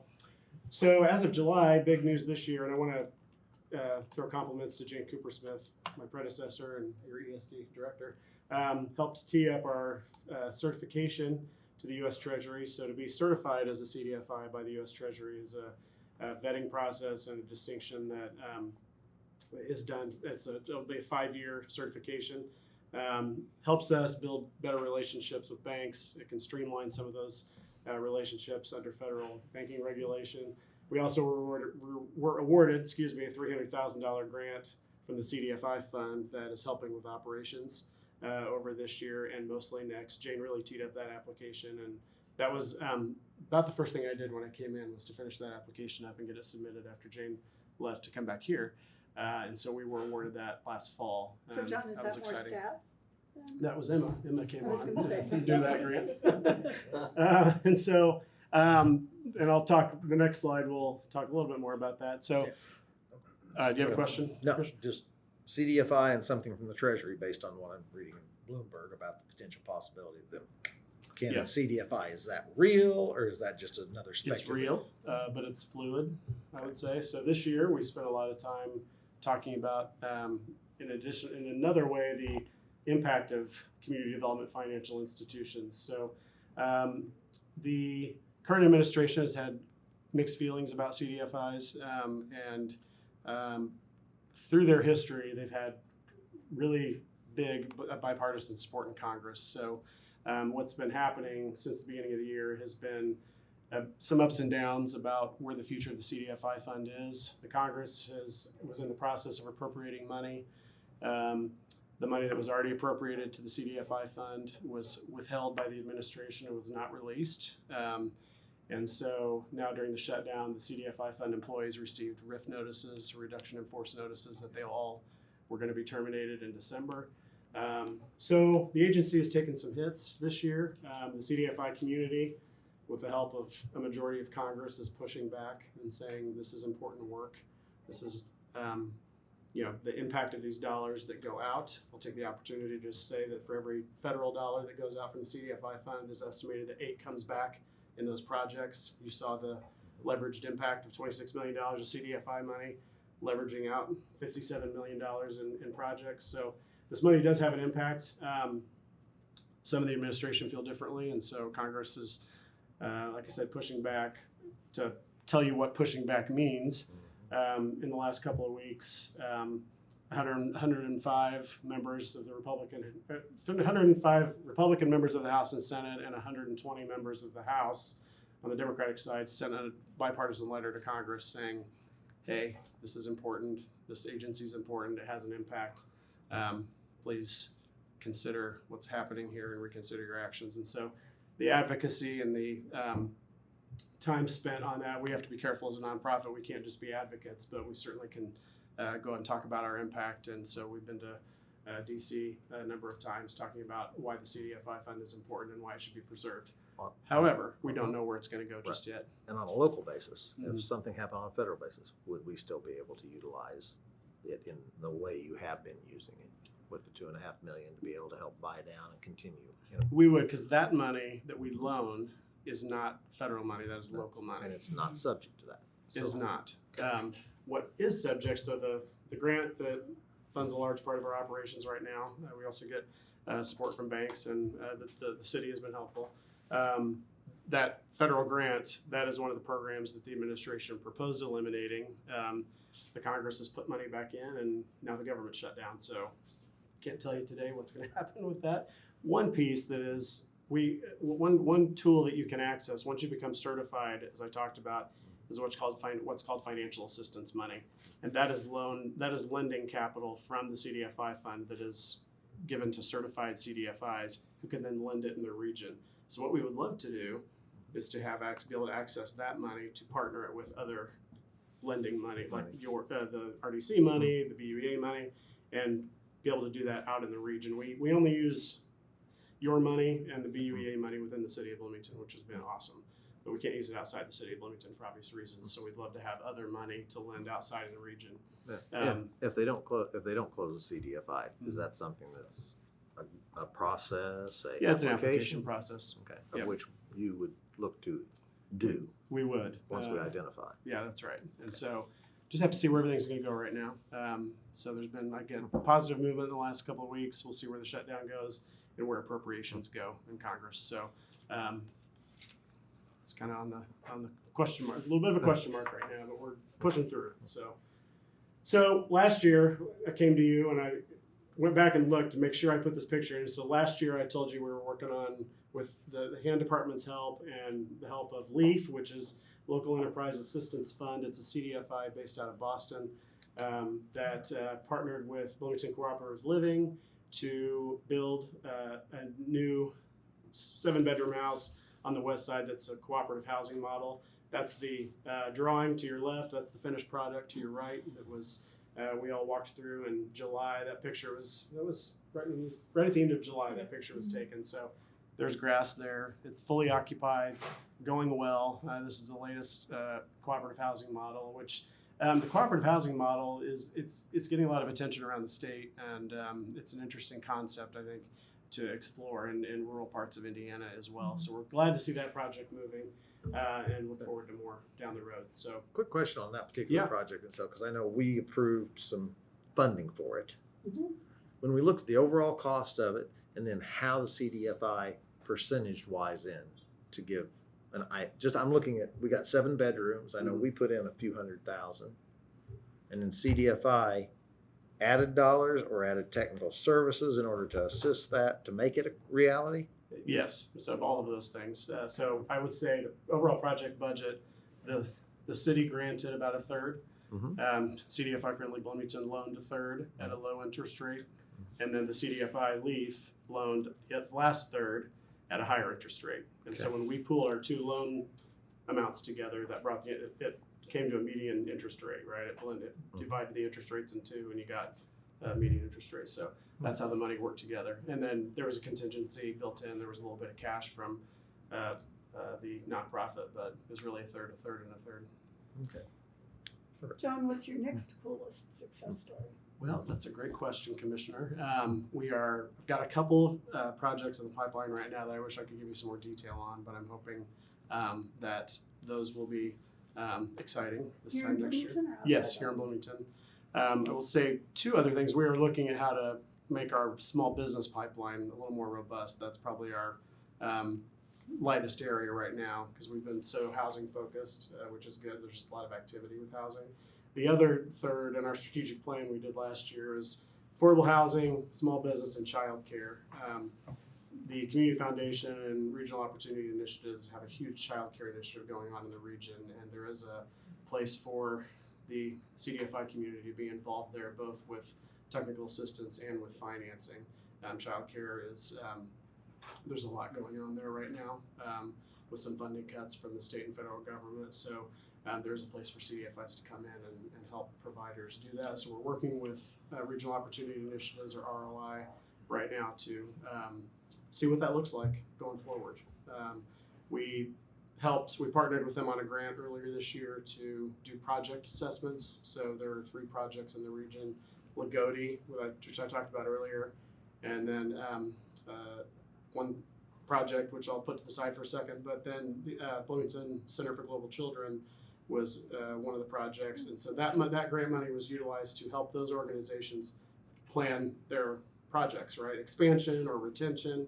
And there are CDFIs out there that can provide the kind of technical assistance that will help a provider say, I want to expand, how many sinks do I need? How many square feet do I need to have to make sure that I can fit this many seats for childcare in there? So trying to get into that childcare world a little bit is going to be really important for the access to childcare in the region, which our access to childcare in our region is lower than where it should be. And so we need to help amp that up. And so that's where we kind of come in as a partner. Mm-hmm. So I hope this time next year we're going to see some help with childcare being an impact from us. That's fun. Thank you. Additional questions? Yes. One last question. Sure. And this goes back into history. Yep. And see how you can help out. We have 4 lots we bought on Dodd Street. Yes. How do we turn those into housing, childcare, or something? Yeah. Because we bought them to help out, and we've held them for at least 2.5, 3 years now. Yeah. Well, as a matter of fact, you cannot sell them unless you put them up for a public offering for the average of the 2 appraisals. Right. So So I'm just looking to see how Yeah. that would be able to, CDFI could help on things like that. Potentially. So a lot of CDFI's focus to maintain status as a mission-based lender. CDFIs need to have, especially those that are certified, need to have a majority of their activity focusing on low to moderate income households or geographic areas of economic distress. That area is one. But I will say, Anna and I have talked a little bit, but I do think, and I want to be clear that there's been no tie here, but I think this is a good opportunity to talk about what Flintlock does and their infill development and the really cool stuff that Allie Quinlan and her group does. We've worked with them a little bit this year from our organization. Just do a lot of good work, and I think there are a lot of really neat ideas out there that could make an impact there, Commissioner. Okay. So I don't have an answer for you. No, yet, I'm but, just asking but where that parallel organizations come through in order to provide housing at the cost that it needs to be for. Well, if there is, I'll say 2 things just to illustrate the point. If what would be constructed there is housing, which is I think the most likely use of that. If they're affordable rental or if they're affordable for sale, there are ways that people who would like to purchase those properties could access a flexible mortgage and maybe access the city's down payment programming, or access some city incentives that would partner with a CDFI loan for construction. You just have to have the right builder, got the right amount of risk and volume to make the numbers work. project has to pencil out. Yeah. And it's capital A affordable, so 80% AMI. 80% AMI. Yeah. And that's where most CDFIs will say that affordable to them also means 80% AMI below. So those are things that are potential for partnership between the city and us. Perfect. Thank you. Anything else before we move on to the resolutions? Okay, John, Ella, thank you so much. Thank you. Thank you, John. Appreciate it all. Good to see you. Hey, John, where do we find out about the cooperative housing model that you taught? So Bloomington Cooperative Living they have a website. There's also the Indiana Cooperative Development Center, which is a statewide group trying to amp up housing cooperatives as well as food cooperatives. So there's a statewide organization. And Hugh Farrell, who is the president of Bloomington Cooperative Living, is the executive director of Indiana Cooperative Development. So we got a Bloomington guy doing that statewide. And are you open to additional follow-up questions by email? Absolutely. Okay, Yep. great. Please do. Be glad to spread the word. Thank you. Okay, All right. thank you so much. All right. Let's move to resolution 25-127. This is a resolution to earmark funds for infrastructure design in the southwest quadrant of the city of Bloomington. Dana and Andrew both had Yeah, and Roy's here as well. and all the fun people are here. So, do you want to provide a little bit of an on-ramp in the context, because we talked about this last time, obviously, and Right. now That's the last time, and there was a question about where actually would this infrastructure be located. Well, it depends on how development goes and what happens, what's decided to be funded and what's not. But we provided in the packet a map that does show the roadways that might be constructed. Of course, they may move because of karst or whatever reason, topography. But basically, the road segments would be, looking at the bottom of the map, going up. Can you make that bigger? Can you maximize the screen? Yeah.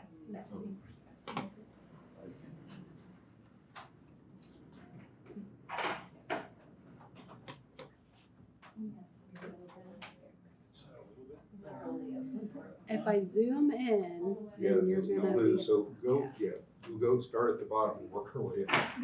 So what we have is Tap Road here. And, I understand, but I can't hear anything back here. oh, okay. I'll try to speak up too. I said, or talk softly.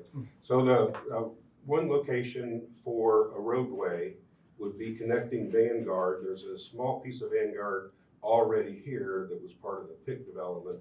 And then, so bringing it all the way up to Weimer, because most of Weimer, particularly in this area, is floodplain. There is also a one-lane bridge there that is dangerous. So development in this area, which is one of the few areas left in Bloomington to develop,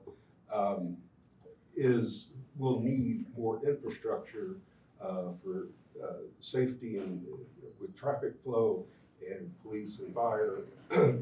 So Vanguard is one of those. And Weimer Road then would become part of the trail system, could be used for that. So at Tap and Weimer, back up for just a second.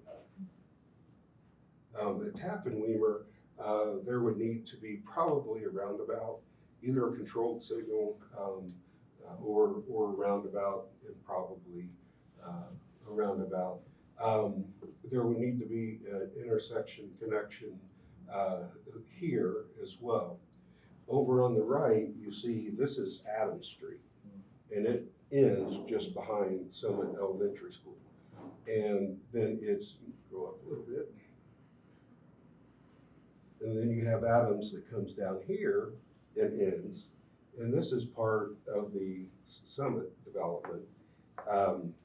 And what this would do would create another north-south passageway between this part of town and the lower connection. And then Sudbury is this road. It's already to here, but it would come over. There'd probably be a roundabout structures there. And there would be some other roads inside the development that, wouldn't be anything that the RDC would do. And then scroll up a little bit to the last of it. The intersection at Bloomfield Road and Weimer, they'll rename Weimer Vanguard. So that intersection is not a very good intersection as it sits right now. And so increased traffic would just be even more problematic. Now some of this land in here is actually in the county. It's in one of those donut holes in the city. And so the city and county would need to work together on this intersection, and if anything was to be done on that stretch. Also, when you bring Adams up, at where Adams and Allen is also a smaller intersection that would require some sort of work in order to control traffic, as well as at Bloomfield. and Adams. But again, Adams would give you a second north-south, and then Vanguard would be much more upgraded for that, and then a connector between the two. So these are the kinds of projects that engineering has come up with that they believe are needed to facilitate growth in that area. So turn it over. Oh, no, you did an excellent job, yeah. So I know when the development came through, they were looking at traffic impacts, the amount of units coming in, how that's gonna impact the current traffic situation or current infrastructure. They had some recommendations through that traffic impact. That the actual solutions we don't have yet. We just know that these impacts are coming. So we want to work with the development and try to get ahead of this game, and then work with the designers to try to start designing this infrastructure so that we're ready for when that development is coming. So. And the thought too is if the development or the infrastructure could get started, that would bring more interest in that area of Bloomington that we're wanting to grow. So that would be an advantage of working at it on the front end. It could bring a lot more interest to the properties down there. And if you had anything to add or not. Sorry. Are there questions for Dana? Yes, John. It'd been nice to have the TIF overlay, so we can see the district as it overlays onto the geographical area that you're talking about. Yeah, that was I believe that is a similar question. Well, we get a South picture Adams. of me instead. Is this already in the consolidated TIF yes. part? It all is? It all is? Yes. It all is. And then unless the GIS has got something majorly wrong. Yeah, we did I'm working on trying to pull it up for you. we've done a little research since our last meeting.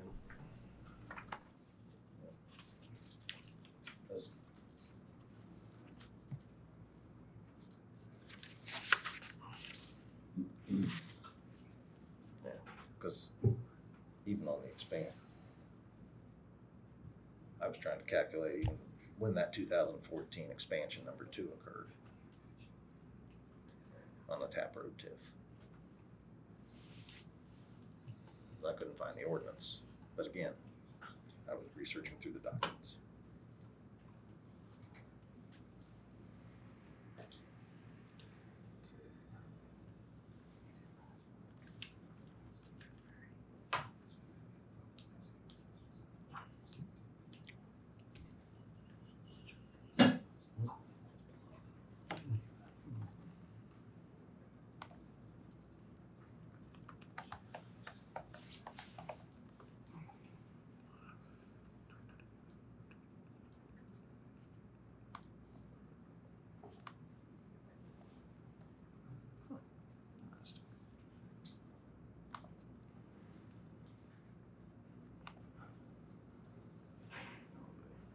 I see really intense looks, but I don't see. Oh,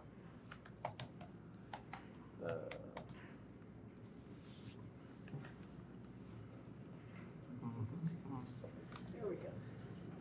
Sorry, I'm still trying. So this is, The southern part from Wapahani south is part of the Tap Road TIF. The part in Sudbury, there's a part of Sudbury that isn't, but the thought is when each new development comes in, we would like to create a new TIF area carve out a TIF for that particular development. And that would allow, one, start the clock again, but two, you could use those, since it's still part of the consolidated, you could use those revenue anywhere, but you could use it to help fund the infrastructure in that, where that subdivision would be. This is not real helpful. Yeah, I know. I'm sorry. That's the best we can. So here's Tap Road. Vanguard is here. What's the purple represent? Or line? Tap Road. Then below that is the Fullerton Pike. And then the expanded Tap Road. And you're showing, is the expanded Tap Road where that roadway is coming in? Or see the little, take yourself up to the far left-hand side, there's a little white spot that would be indicated in. You see where I'm saying? Right up, just up the screen? That little Yep, road. little road, right there. This little road. Nope, No, down right there. It's, You just passed it. The little Why don't we white go piece. point to it? You Yep. can just see it. Yeah, it may be easy. He's I talking, can help, John. he's talking about this. Oh. So it's this is not- the expanded, Well, and that's the expanded, correct? now, I do just want to chime in here. Randy, you did have to recuse yourself. I am recusing myself. Yeah, so I think that you need to be careful right now. I'll recuse myself. I do have some questions, so. Does just for clarification, does Randy need to recuse himself from the vote I or think from we deliberations need as well? legal to weigh in on that. Technically, it would be from the vote, because otherwise he can act like any other Okay, public citizen and ask questions. so he'll just step away from his role as commissioner and ask as an ordinary citizen? Yeah. Is what you're saying? Okay, Randy, So your comments will be All right. during public, Yeah. sorry. no, we're good. no, Let's do it right. let's get it That's how we right, should do it. you know, so. Just for the record, Are I there don't additional think you ever questions? stated why you were recusing yourself. Because I'm an adjoining property owner. I just To wanted to make sure, both yeah, you had mentioned properties. it last time. So. Are there additional questions from commissioners or comments? Just a clarification with respect to this, that there is, and not to get too specific, because I realize the map isn't that precise, but that there is a piece of the area that's proposed for infrastructure improvements that is not in the consolidated TIF. Is, from what I get on the GIS, right, there's a part of this Okay, Summit Sudbury that's not, but at the time that would come online, it would be, we would create a TIF before expending And- funds in that area. with respect to the infrastructure improvements, how, just generally, if we start to put, if those projects start, because they connect into the Sudbury area, would we not have to create that TIF To right be, away? to be clear, this resolution is simply for the design work of that infrastructure. That infrastructure is not taking, we haven't, We don't need to. we worry don't about know where that's going. That's right, This is simply Okay. for the design work. okay, And it's an idea of where the things might go. It's not, you know, right. hard not set. precise. We would bring back any contract, any specific spending on any project would come back to you for approval, for your review and approval or disapproval as you see fit. So, this is probably gonna take a while to get down this road, so that's why we're just hoping to get it started. Right, And what really helps with this is being able to give confidence to the developers who want to be down there, that the city is interested, the RDC is interested in making this area work. And so again, it's not spending any money, it's just setting right. aside for the confidence of the people that live down there and for, like I said, developers, that this is an interest in RDC, that the RDC has. And by earmarking this money now, that's not a commitment to spend all of that, Right. and it's not a commitment to not move some of it elsewhere should another need arise. It's simply Right, saying, right. this is a priority. Yes, it's establishing that at this time, to the RDC, this is a priority that the RDC would like to see come to fruition, and understands that there would need to be design work. For instance, on Vanguard, you can't even know where that road would lie until you get design work going to find out what kind of right of way that you would want from the developer. So there's just a lot of unknowns without having design work done. And I think, well, and you can also weigh in on what you believe your priorities are. Is it getting Vanguard secured north-south? Is it getting Adams secured north-south? Is it, what goals you have? You can definitely weigh in on what direction you would like to see this go. But we are trying to work out agreements with a couple of the developers down there. And again, this goes to show that the RDC is interested in this infrastructure, that it is necessary to develop that part of town, and the fact that there's not much other undeveloped land in Bloomington. So that's why the discussion about Allison Quinlan's projects in trying to increase, the density a little bit for more affordable housing, models like that may be able to go other places. But as far as just open land, this is about it. So Vanguard definitely goes through the tap road too? Yes. Okay, because we couldn't tell from that map. I just want to be sure. Yeah, it definitely goes.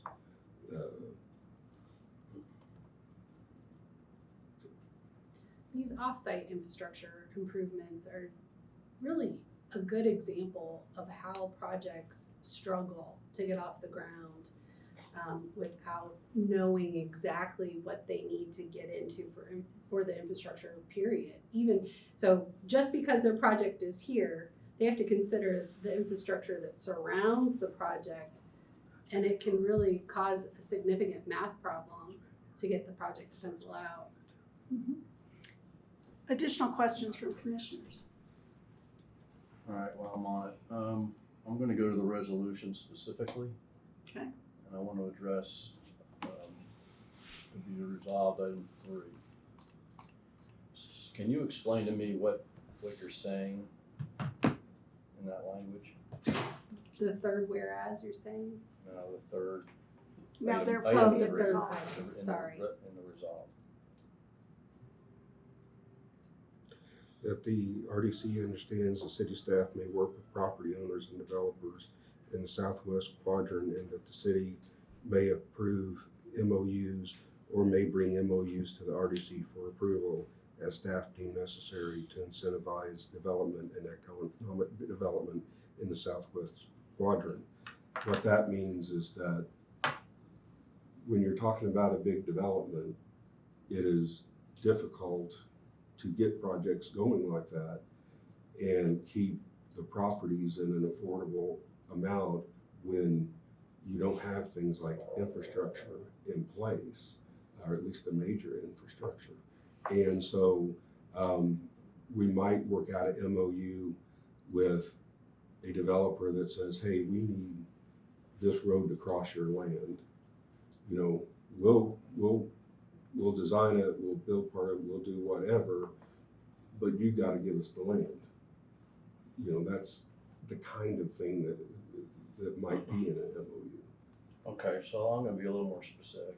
In the part where you say may bring MOUs to the RDC, I'm not sure what you mean by may bring, but where I'm going with this is that any MOU that had any impact on the TIF or the RDC must be brought. Yes, it has to. May just means we may not have an MOU. So we may bring an MOU, we may not. If there is an MOU, yes, it has to come here. Or, it's just, it cannot, it wouldn't be legal if it didn't get to come here and get passed by you. So the may means we may have MOUs, we may not.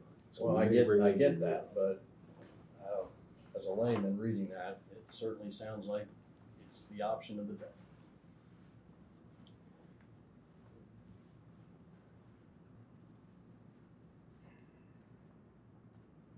Nina, is there any language you would suggest to clarify that further? Either of you. As I said, anything that would impact the use of TIF dollars or anything, if it was RDC ground or, it just must. I don't know, the may part just bothers me. I think, Shall. well, Dana's point is that if there is business, if there is an MOU that is needed, then it will come to the RDC, but I think the language in the resolution is trying to leave the possibility open that perhaps, like, this is allowing for the possibility of funding this design work. Is that correct, Dana? Exactly. It's any MOU that affects the RDC has to come to the RDC to get approved. That's a legal requirement. So the staff can't enter into a MOU on behalf of the RDC without the RDC doing it. It's a memorandum of understanding. It means that the parties have come together and understand that this is, what is going to happen in this particular instance. I guess I could change it and say, if there are MOUs, they will come That to the require the RDC. approval of the RDC. Well, I understand your explanation. I don't think what you wrote exactly matches what you said. I believe what you said. Right. Okay. Well, I can make, But I'm only one vote, so maybe I'm a stickler. Do for other the commissioners language. have a comment on Maybe no this one else language? cares, so I'm satisfied with the language as it there is. you go. So Okay, Are we looking for public comment? on the resolution or? Just to give him an opportunity. Yes. Oh, Travis. Yeah, he's public. Are we commenting on the resolution or on On the language change. the language? Oh. We don't have a proposed language change before us. Sit tight for just a second. We don't have a proposed language for the public to respond I to. made my point. Let's just move on. So language stands, As resolution stands as presented.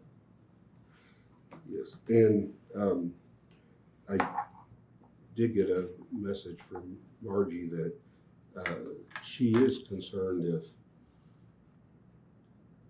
the RDC doesn't leave the earmark money for the infrastructure.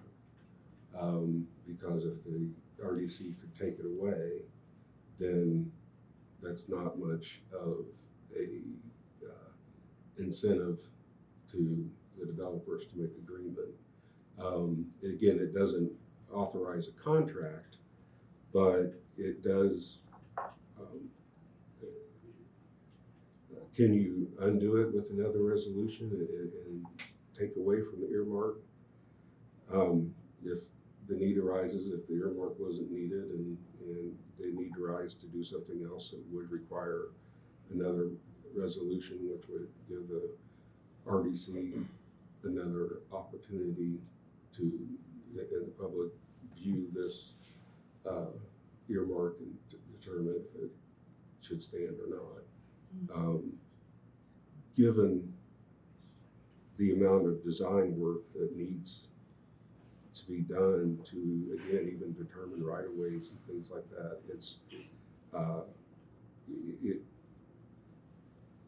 I guess I should make it clear that if you earmark it, yes, it's going to stand as it is. But can RDC change its mind later? Yes, But we hope that is the commitment when this resolution passes, that we really do intend to do this. We don't have any intentions of taking it away. You know, we can't say what's gonna happen in the future. Maybe something won't be needed. So you're saying it's only an incentive if it is an earmark? It is an earmark. It needs to look to and talk and use. walk like an earmark. Yeah. Okay. Are there, I'm not hearing a groundswell of support for changing this language in point 3. Am I mistaken? I'm fine with the way it reads. I think the intent is clear. Okay. John, I think I dropped the point. Okay. So with that, are there other comments or questions on this resolution from commissioners? If not, we'll go to public comment. Okay. Welcome, Travis. Travis Vinsel here on behalf of Summit Development and the large parcel. For clarification, after much looking, all of Sudbury that's remaining, which is the Summit Development, is within the TIP. It's within a couple of areas of expansion of the taproot tips, but all of the remaining 135 acres is in some part of the consolidated TIF as of now, from long discussions over the last 2 years with Hand and legal. So if something's changed from that, we haven't been notified, but it's all within the existing consolidated TIF. And I think that map even shows that. But that's our understanding after working with the city for a long time on that. We're here to ask for support of this because we came forward and we realized after doing a traffic study of 22 different intersections and road improvements that there was a lot of decisions that need to be made at the city on where the priorities were. There were intersections in that traffic study that failed today. There were intersections that needed work, some work now. There were intersections that would need work in 15 years. There's a couple of other projects stewing down there and trying to put these all together and anticipate which was coming first and which intersection was going to happen and who was responsible for which offsite improvement gave us great angst because we couldn't commit to what improvements we were going to do because if somebody else came along first, they would have to do that improvement and we would get shifted to another priority down the list. Well, that gets really hard to figure out. So this, by doing a potential study of the entire area and engineering, we've done some preliminary engineering on right-of-ways of Adams, but what I've seen happen in the past is you plat, okay, we're gonna do a 100-foot right-of-way, and then when the engineering really gets in there, well, we need 125 feet as we go down this hill to get the right slopes. Well, now you're replatting, reparcel, or condemnation, because if you already plat it and give it to the city, we've given ours. Now, to build the road, we gotta do something else. So this really gives us the support, and I believe the other developers down that area, to know the city is committed, and we're gonna start prioritizing the design of this stuff through future requests coming back here. Those requests might be to pay for all the design, they might be to pay for part of the design, they might be to pay for Weimer and TAP, and we're gonna look at that. It'll be different things that go along the line. But that's why we're here in support of this, because I think this will give us the knowledge we need from the city standpoint. They can't handle all of this in-house. It has to go, someone else has to be able to do it. So this is why we're here in support of this proposal in front of you to at least earmark some money so that we can proceed down the line on our other design and the other stuff that has to be done that will connect into this. This is a lot of moving pieces. It's a big area. It's about 3 miles of road that needs to be redone. It's not, a 4-block residential subdivision that needs to be designed here, and we know exactly where it's going to go. So happy to answer any questions, but we're asked for your support. Actually, it's just public comment, not questions for you. But I mean, if you have anything, Follow up with Travis, yeah. and he'll be happy to. Thank you for your comments. I appreciate that. Randy, did you have comments? The comment I make in regards to it, I have no issues with being able to design roads. Adams Street in itself has been, they've completed a good portion of it to the south, Kenny Blackwell's done another 400 feet that I think he's got approved for. Michael Polly to another. We have been waiting for that connection for approximately 20 plus years to get our north-south corridor there. So as far as design on Adams Street, I think that should move forward. Some of the other areas, my comment in regards to it was the thing, because in Bloomington Docks, I could not find where that portion of Sudbury coming off Sudbury Drive was an ordinance that expanded the TIF. And with the redevelopment's responsibility to work within their TIF areas, that's where I had a Does this help at all? So I couldn't find it, I looked, and I just wanted to make sure that as we're moving forward, that would be within the scope of what we are doing. Thank you for your comment. Thank you. So, are there other members of the public who wish to comment? We don't have many members of the public. Okay. Seeing none, let's come back to the Redevelopment Commission. Are there any other questions from commissioners? If not, is there a motion related to Resolution 25-127? Move approval of resolution 25-127. Second. It's been moved and seconded. All those in favor indicate by saying aye. Aye. Are there any opposed? Thank you. And we have one recusal, so. Thank you. That passes with 3 votes. Dana, does that cover what you need? Yes, it sure does. Okay, great. Thank you, everyone. Let's move to Resolution 25-130. Approval of an agreement with Flintlock Limited Co. for comprehensive and coordinated design of Hopewell South Blocks 9 and 10. Who would like to speak to this? I'm happy to do it. Dana, if you want to do it, that's fine too. Either way. Yeah, this, I can get started at least. It's decided that the best way to develop Hopewell South is going to be to create a planned unit development, PUD. And in doing that, it allows you to be flexible because you're kind of doing it outside of the zoning ordinance.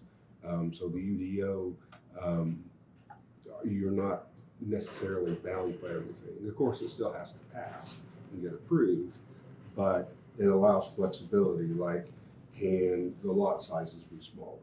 Can the homes be smaller? Can the setbacks be smaller? Can the right-of-ways for the roads, if I can say that, be smaller? And you know, what kind of designs go in there? And so, and to make that happen, we would need to create the PUD, and Flintlock is capable, willing, and able to help us do that process, because it is a process. They're designing the layout. They know what, they've already reviewed the UDO, so they know what our codes allow and what restrictions they would like to deviate from. And that's what the PUD does. Instead of doing variances on a lot of different things, you're creating that variance for the whole community that you're trying to develop. And that, the key to that is if you didn't do that and you went by code, is the presentation we had earlier from Ally that says, you know, you're gonna have, I can't remember the percentage of the houses. Yeah, the current R4 zoning would only allow for 28 homes across both those blocks. So. And with the major, what was that number? 100, up to 118, somewhere between 84 to 118 homes instead of just 28. So as you know, PUDs, you can write your own rules. It seemed like a much better avenue to go down than just trying to get variance after variance.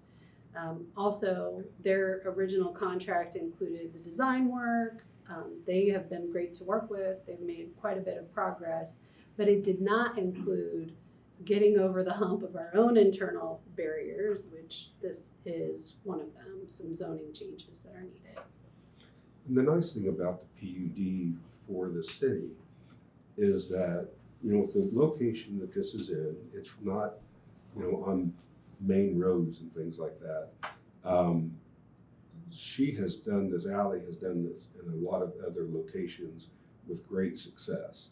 But if Bloomington decides, we really don't want to change the UDO entirely to allow these things to happen, this can be like a pilot test for this and see how well it does it. How well does it give us that affordable housing, which my understanding is the RDC's number one goal, number one goals for Hopewell South is to spend as little as necessary to get the project off the ground and done, plus to maximize the affordability of the houses. And when you talk about things like the right-of-ways, widths of the roads, that can be very limiting. And the goal is that in 200 years, all of our roads would be of this larger size and things. But the fact of the matter is, like, if you go south on Fairview, it's not very wide. So maybe it could, instead of being 60 foot, it could be something less than 60 foot. I don't know why. I don't know what they're going to propose. I'm not the architect engineer, but I do know that when you don't give up as much right of way, that gives you more land to develop. And that gives you the opportunity for more houses. But all the considerations are going. There's discussions about, fire trucks and trash collection and different things like that are ongoing, because, we just want to make sure these kind of things are considered, and they are being considered. Ally has actually provided some extremely detailed answers to some of the questions that's been asked so far. So again, going through the PUD process is not something that the city normally does, an activity. Yes, they review them, but we don't create them, and we need the assistance of somebody that knows the project, knows the UDO. And her company has already reviewed the entire UDO and knows what would work with us and what wouldn't. And so, in my opinion, she's the best one situated. Her company is to help us get the PUD and make sure that we get what is going to do the very most. Again, increase right of way, increase infrastructure cost, and such. Decrease right of way, get you more affordable housing. So there's all those benefits of having the PUD. If we tried to go to variances again, there'd just be too many necessary. So we're just being encouraged to go the route of the PUD.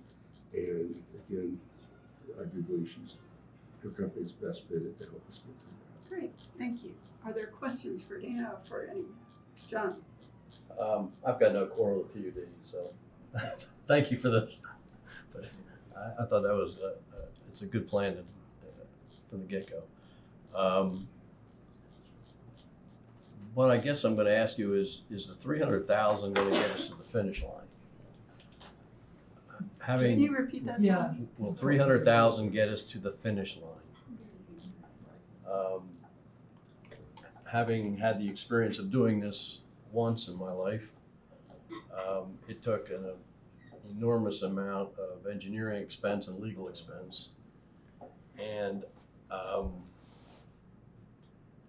300,000 seems like a pretty good sum, but does that get through Plan Commission? Does that get through the City Council? Or are we going to be coming back for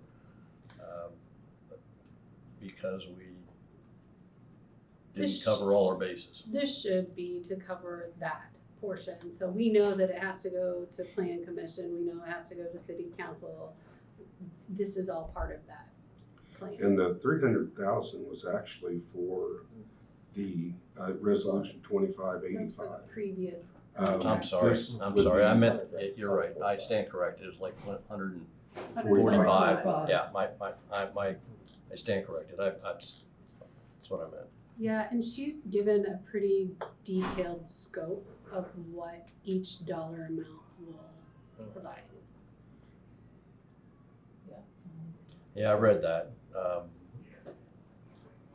So that is our intent. So going through the DRC. so that's your understanding also.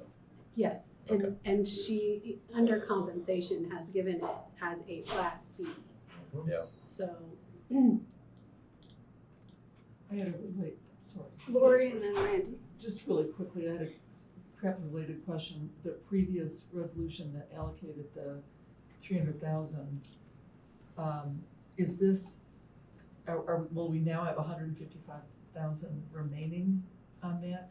How does this relate to that 300,000? It's an additional service, Okay. so, yes. Oh, okay.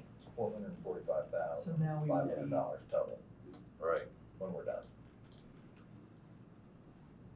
it's a pretty good sum, so I just wanna hope it's inclusive.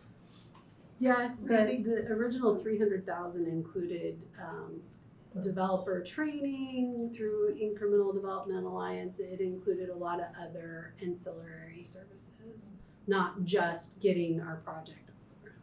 So it included the home catalog, it included several other things. and has that money been, have we spent any of that yet? We have spent some of it, yes, but not nearly Not nearly all of it. No. Wasn't that a catalog that we kind of saw? Yeah. Yeah. Randy? So with that, grand total right now, we haven't spent all of our 300,000, but that'll be an ongoing situation based upon how this project goes through, or process goes through. So we don't know, right now, off the top of our head, we don't know what we spent so far. And some of that allocation could not be spent. That's correct. We have not spent all of it yet. 145.5 is a flat fee to take us through the PUD process, which we really don't know until what will happen. That's correct. It is a not to exceed. Yeah, not to exceed on that. It's a flat fee, which, quite frankly, from a commitment standpoint I'm leading, seems to be reasonable based upon the process. Because, PUD, planned unit development, or if you are the PUD participant, you are planning under duress. That's what, okay, so. And that editorial comment. Yeah. But depends on which side you're on. Yeah. Anyway, long story short, when we look at this, if she can pull this off, we increase ourselves from 28 to potentially 84 to 100. So it appears that we've only spent about $100,000 so far. So if anything balanced out accordingly, this could actually be offset some, because that 145,000 is an absolute definite that we would spend to go through the process. Well, it is a not to exceed. Well, it's not to exceed, but it's a flat fee. Yes, each So, step has. when you get flat fee contracts, it's flat fee. Yeah. Unless someone. You're not gonna get a refund? Probably not. She's but well worth she's it. a great. She did a great presentation in the city council chambers, and she's been very forthcoming in regards to helping. So, 145,000 flat fee. We're not sure how the 300,000 will allocate in. We would go from 28 in our current portion of R4 zoning that we have, but we are allocating $145,500 to a process that is not going to determine an outcome, because it will go to the city council, it will go to planning commission with a recommendation, then it'll go to city council for approval. And then that gets me to the next question of what's our realistic time frame that yourself, Dana, and Allie have lined out, and Anna, excuse me, thank you. The realistic time frame for hitting all of those various meetings. The process. Yes. Hold on, I will tell you. So we are targeting December 2nd Development Review Committee meeting, a January 12th Plan Commission meeting, if we have to do a second hearing, it would be February 9th, and city council targeting March 11th. Then that would take us to the plat process. So the DRC filing by March 20th and the plat filing by April 6th, and hopefully the plat hearing by May 11th. So we're still on target for our original timeline. Okay. And we're really working hard to meet that. To make sure. Yeah, but we have to get this contract approval in place before she can really hit the ground. Now, with that, since Ally is in Fayetteville, Arkansas, will she have a team here? Is she working, or will she have local help? If you saw part of the proposal, it did include travel time to Bloomington. So. Okay. And then will she have some local assistance, or will you or your staff be allocating time to assist? We will all be involved. Our team RDC, so Director Cooper Smith, Controller McClellan, Dana Kerr, Margie Rice, and myself will be shepherding the project. Shepherding the project through, because in our last UDO with the city of Bloomington, we wanted to remove PUDs. And we did. But isn't this an interesting case study of why we need to do it? I have no issues with it at all. I just want to point out that, $145,000, if she will commit to going through the process, that is a reasonable fee for the amount of work that's got to be done. But we need to take into consideration that we don't have a guarantee that this is going to come through. No, but that's beyond the scope of our job. That's Exactly. right. Okay. There we go. So we have a very specific role here and a very specific question before us. Let's focus on that. Okay. Any other questions? If not, we've done public comment on the whole thing? No. No. Is there public comment on resolution 25-130? Seeing none, let's come back to the commission. Are there any final comments or questions? If not, is there a motion? I'll move approval of resolution 25-130. I'll second. We have a motion and a second. All those in favor indicate by saying aye. Aye. Any opposed? Thank you, that passes. So that takes us to resolution 25-131, approval of an agreement with American Structure Point, Inc. for a feasibility study of 714 South Rogers Street for reuse as a public safety facility. Who's up? I can do it again. You all chip in when you can. There was a group that met with, I think four were invited. 3 architects who are geared up for public safety projects. And invited 4, 3 showed up and gave us some proposals. Then in evaluating the proposals, the team, Anna kind of led us in this process. And she did lead us in this process. And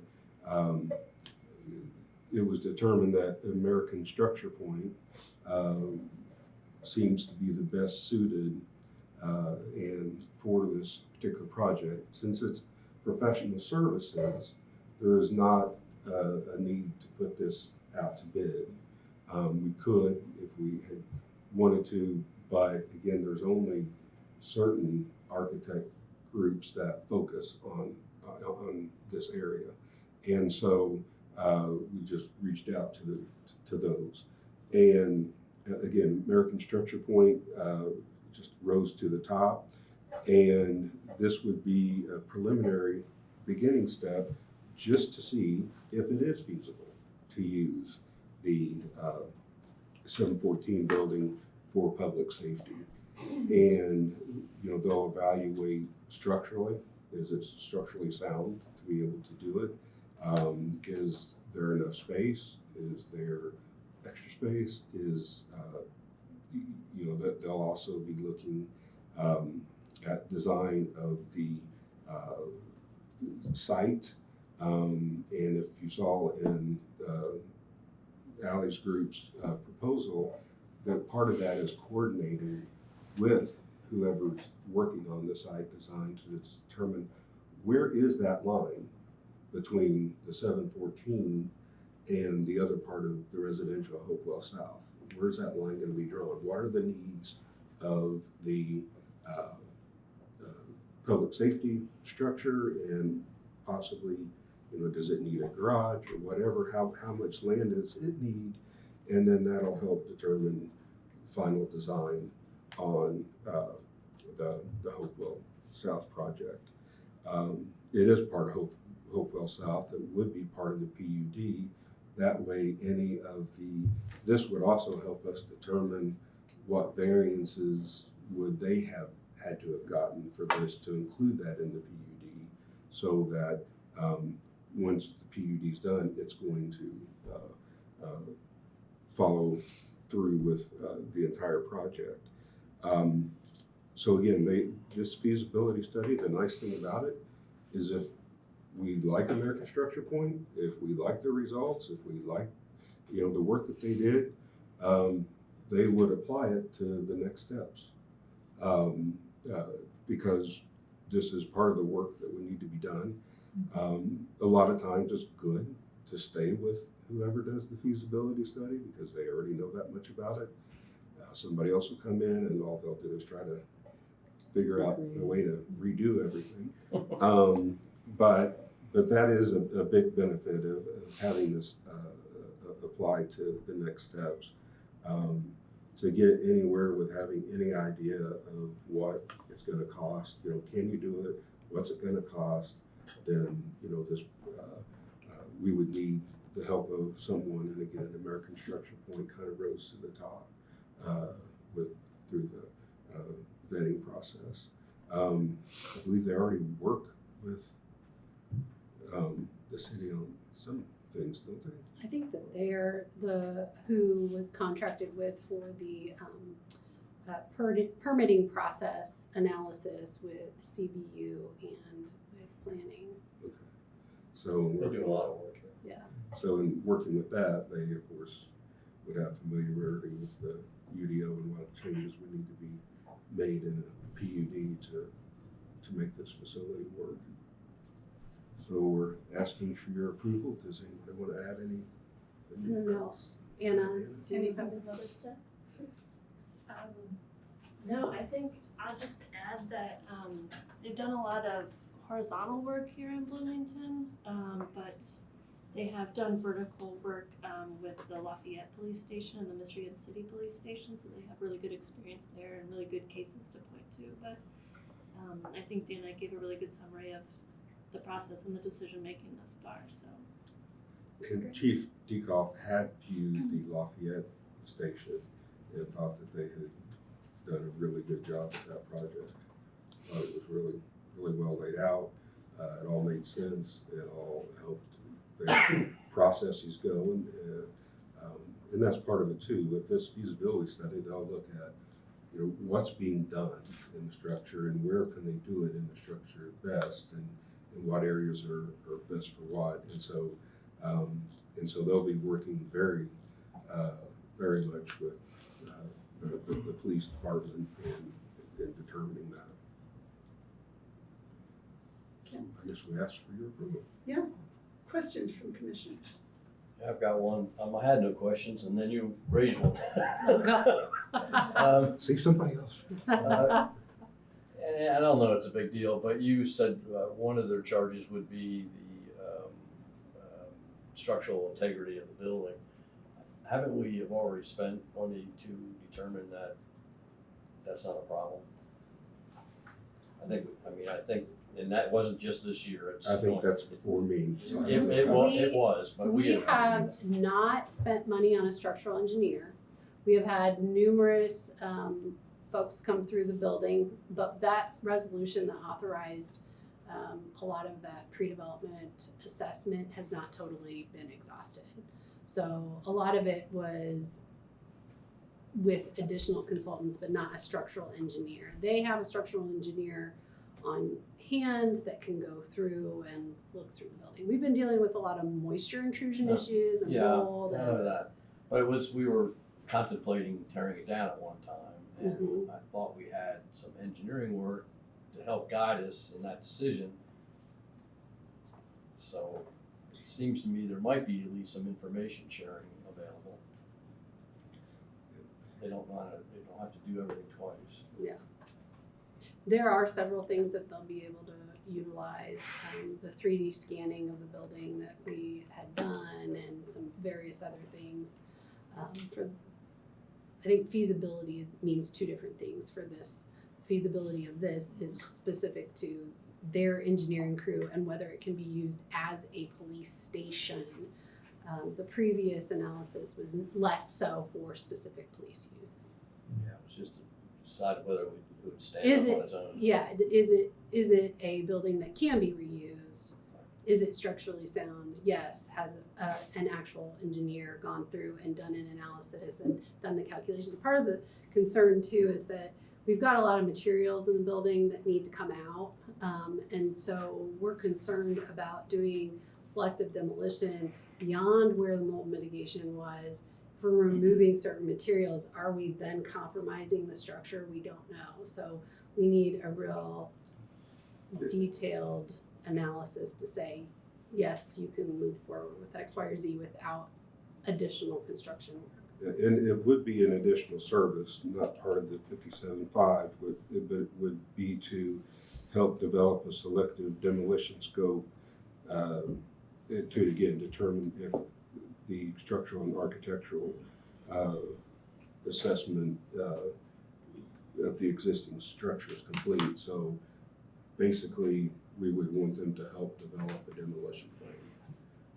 The benefit of that is that if we gut it, there's no more material to fall apart or cause problems.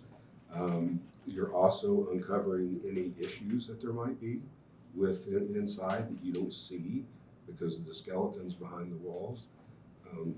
And so, you know, that's an additional service that they couldn't give a price for. But our hope is if we progress through this, that we'll come back and ask to help for a demolition plan. And it may be that the demolition would be such that the RDC could pay with cash to get the interior demo. And again, if that's done earlier in the process, that gives more insight into the design process. Additional questions? Randy? Okay, and first thing, question aspect, cost-wise, not hard, not bad. We're gonna evaluate. When we're looking at this from going through the PUD, as you mentioned, Dana, and brought this up, is that gonna be part of Flint locks, that the police station portion will be included also? So PUDs in Bloomington have to be a minimum of 5 acres, and so yes and no. So Structure Point will collaborate with Flintlock in the development of the PUD. The PUD has to include the 714 South Rogers Street to get to that 5 acres. Okay, so Flintlock will be assisting, the contract we just approved, with American Structure Point once they get the structural. Yes, and as part of her scope for the Flintlock agreement, it does spell out the coordination between the BPD and whatever architect is selected. Right, that's why I saw the BPD. Yeah. It just, because Structure Point are the engineers. Mm-hmm. So I understand it. The only question I would have in regards to it is we're spending another $50,000, $7,000 on a building that, you know, we talked about tearing down. The police station, the police need a new place. And this has been the best selected portion. It's still an ugly building. It is still an ugly building. However, to replace that building in That's today's the next market, question. I think you're looking at several $1 million. So yes, I understand the RDC saw some numbers in the past that indicated that it would only be about $250,000 to tear down. But the real question is, how much is it to replace? Right, and that leads me to my next question in regards to what the value of the structure it is itself.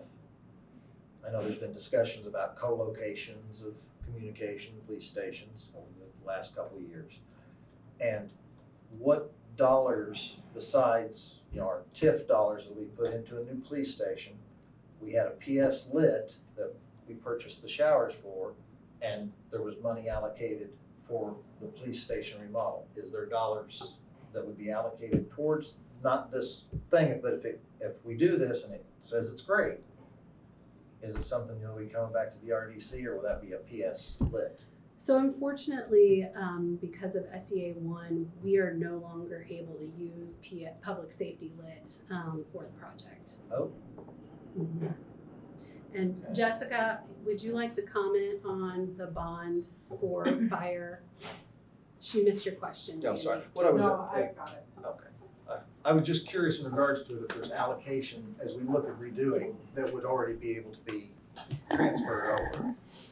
The public safety bond was a general revenues bond approved by the city council, and the police station project in Showers West was one of many projects in that bond. The other projects were all fire related, and when the Kerry's administration decided not to put the police station in Showers West, they went forward with another fire station project that was on the list. So 3 fire station projects were done instead of 2 fire stations and the police station.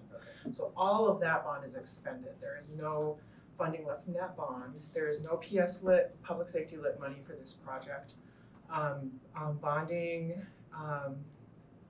all income tax bonds are up. You cannot bond with any income tax revenue right now because it's so volatile. And so there are really very limited options, but we have been working with REDI and bond counsel on some kind of proposal to bring to you that explains how we could fund the police station. Okay. Yes. The options are just much, much, much more limited as of like April of this year. So, we were going along this path with an idea of what to do, and then when that law passed on April 15th of this year, everything changed. That, just revenue-wise, that's why I wanted to ask Yeah. earlier about where our revenue sources are coming from. So realistically, RDC would have a significant A portion in significant this. portion of, supporting the police station. In police and fire facilities, capital improvements are a listed item of the TIF. There's some and other stuff places, but this is specifically listed in the list of projects for RDCs. That's an appropriate use by statute. Oh, and we need to support our police, and they've not had a nice place for a long time. So, last question: what do you think our time frame is? That's a very good question. If you ask Chief Dekoff, he would like it to start next month. Okay. Like construction. Construction. Okay. Yes. The timeline for this initial feasibility study is 6 to 8 weeks. Okay. But the holidays are coming up, so in reality, I think it'll be a tiny bit 8 to longer. 10. 8 to 10. But we'll have it back in time. That's why I'm asking the timeline with Flintlock, in order that coordination as we look through to go through the planning commission, that they parallel accordingly, because if this report comes back bad, we may be in a completely different scenario. That's correct. So that's why if we approve this, my concern is just aligning those timelines so that it rolls through at the same time and we don't have any hiccups in regards to that line, because we need to build houses, we need to take care of our police. And in the discussions with them, we did tell them the importance of knowing what changes for the PUD that we would need as early as possible to align with the project of the PUD. So they are aware of it. They do know that that's primary thing that we want up front. The other thing is make sure that it's structurally capable of doing the project. Nice to know. And if not, stop early. So, Don't spend more than we have to. Right. So we don't have to. And Annie, you'll be shepherding them through to make sure that they keep on time. Yes, it'll be a team effort. I can't do it without the rest of this crew. All right. Additional questions on 25-131? Seeing none, let's go to public comment. I want to note there's one up on chat. Just to read it into the record. Can you scroll up, please? I have to go prepare dinner this is from Seth at 6:06 p.m. I have to go prepare dinner, so I cannot wait till the item comes up for discussion. Please pardon my putting in public comment in advance. I'd like to voice my opposition to the item studying the building at Rogers and Wiley for a new police station. I'm a McDowell Gardens resident, living just down the road from there, and I have personal reasons I don't want the building to be the new station. Sorry. But I don't want to be a NIMBY, and if it were just that, I would leave well enough alone. I'm not familiar enough with the current building situation to know if it can be repaired. And that's a scroll, please. What I do know is that regardless of whatever the study may say, that building is not appropriate for a new police station because it is far too large. The building is nearly 3 times the current building. From 2020 and BLM to our current authoritarian state and federal government to our nation's history, we should, as a progressive community, be focused on reducing the police and carceral system, not expanding it. Now is the time to invest in community members, not a larger police headquarters, which inevitably will mean more police. I understand the moral question is not exactly your purview, but I ask you to please consider in tonight's decision and decisions moving forward. Thank you so much. Okay, are there any other comments on chat? Nope. Any other comments from the public? I see no public. So, all right, we'll come back to commissioners. Are there any additional questions on 25-131? Seeing none, is there a motion? I'll make approval. Go ahead, Larry. Move approval of 25-131. Second. It's been moved and seconded. All those in favor of 25-131 indicate by saying aye. Aye. Any opposed? Thank you, that passes. That takes us to resolution 25-132. Approval of environmental restrictive covenant for Hopewell West blocks The Dana show. 4 through 7. Okay. And there was also a change made to this one, in the 2 different versions of the packet, if I Yes, remember correctly. So if originally, you could speak to that as well. yeah, originally this resolution was going to be to actually adopt the ERC and get it signed. The issue that came up is that when this project started, Hopewell had not been platted yet. And so the legal description is tied to an old deed that does not reflect the platted development. And this environmental restrictive covenant is to cover the entire area of those blocks, including right-of-way as well. We had some questions. Mr. Ayton brought up some great questions too when he was looking at this. And IDEM has a deadline of November 7th to have a report on this project that's been going on at Hopewell. And the due date is then, and the question on the form is, have you recorded your ERC or do you not need one? Those are the 2 choices. So what we have done is there's been a lot of discussions with VET and IDEM and Anna that to determine what restrictions there actually would be needed for IDEM to say, fine, you're good. And so so the discussion was had and it was decided, well, we can't actually get it recorded because we got to deal with the plat. And so we may be talking about a plat amendment, and that's not going to be done before Thursday or before the 7th. And so what could we do to give IDEM some sort of confidence that we're going to complete the process of doing the ERC? So what we've done is amended this resolution from what it was sent out on Friday, and this all, of course, come up today. But amend it to say, okay, well, we're just going to approve the language of the ERC and say that yes, the RDC is fine with the language of the ERC, fine with, you know, how it's structured, fine with what the restrictions are, which actually are a little bit better than we hoped at one point. So there's been a lot of work to try to limit what it is. So this is what IDEM is willing to go for, and so this has been prepared based on what they want to see.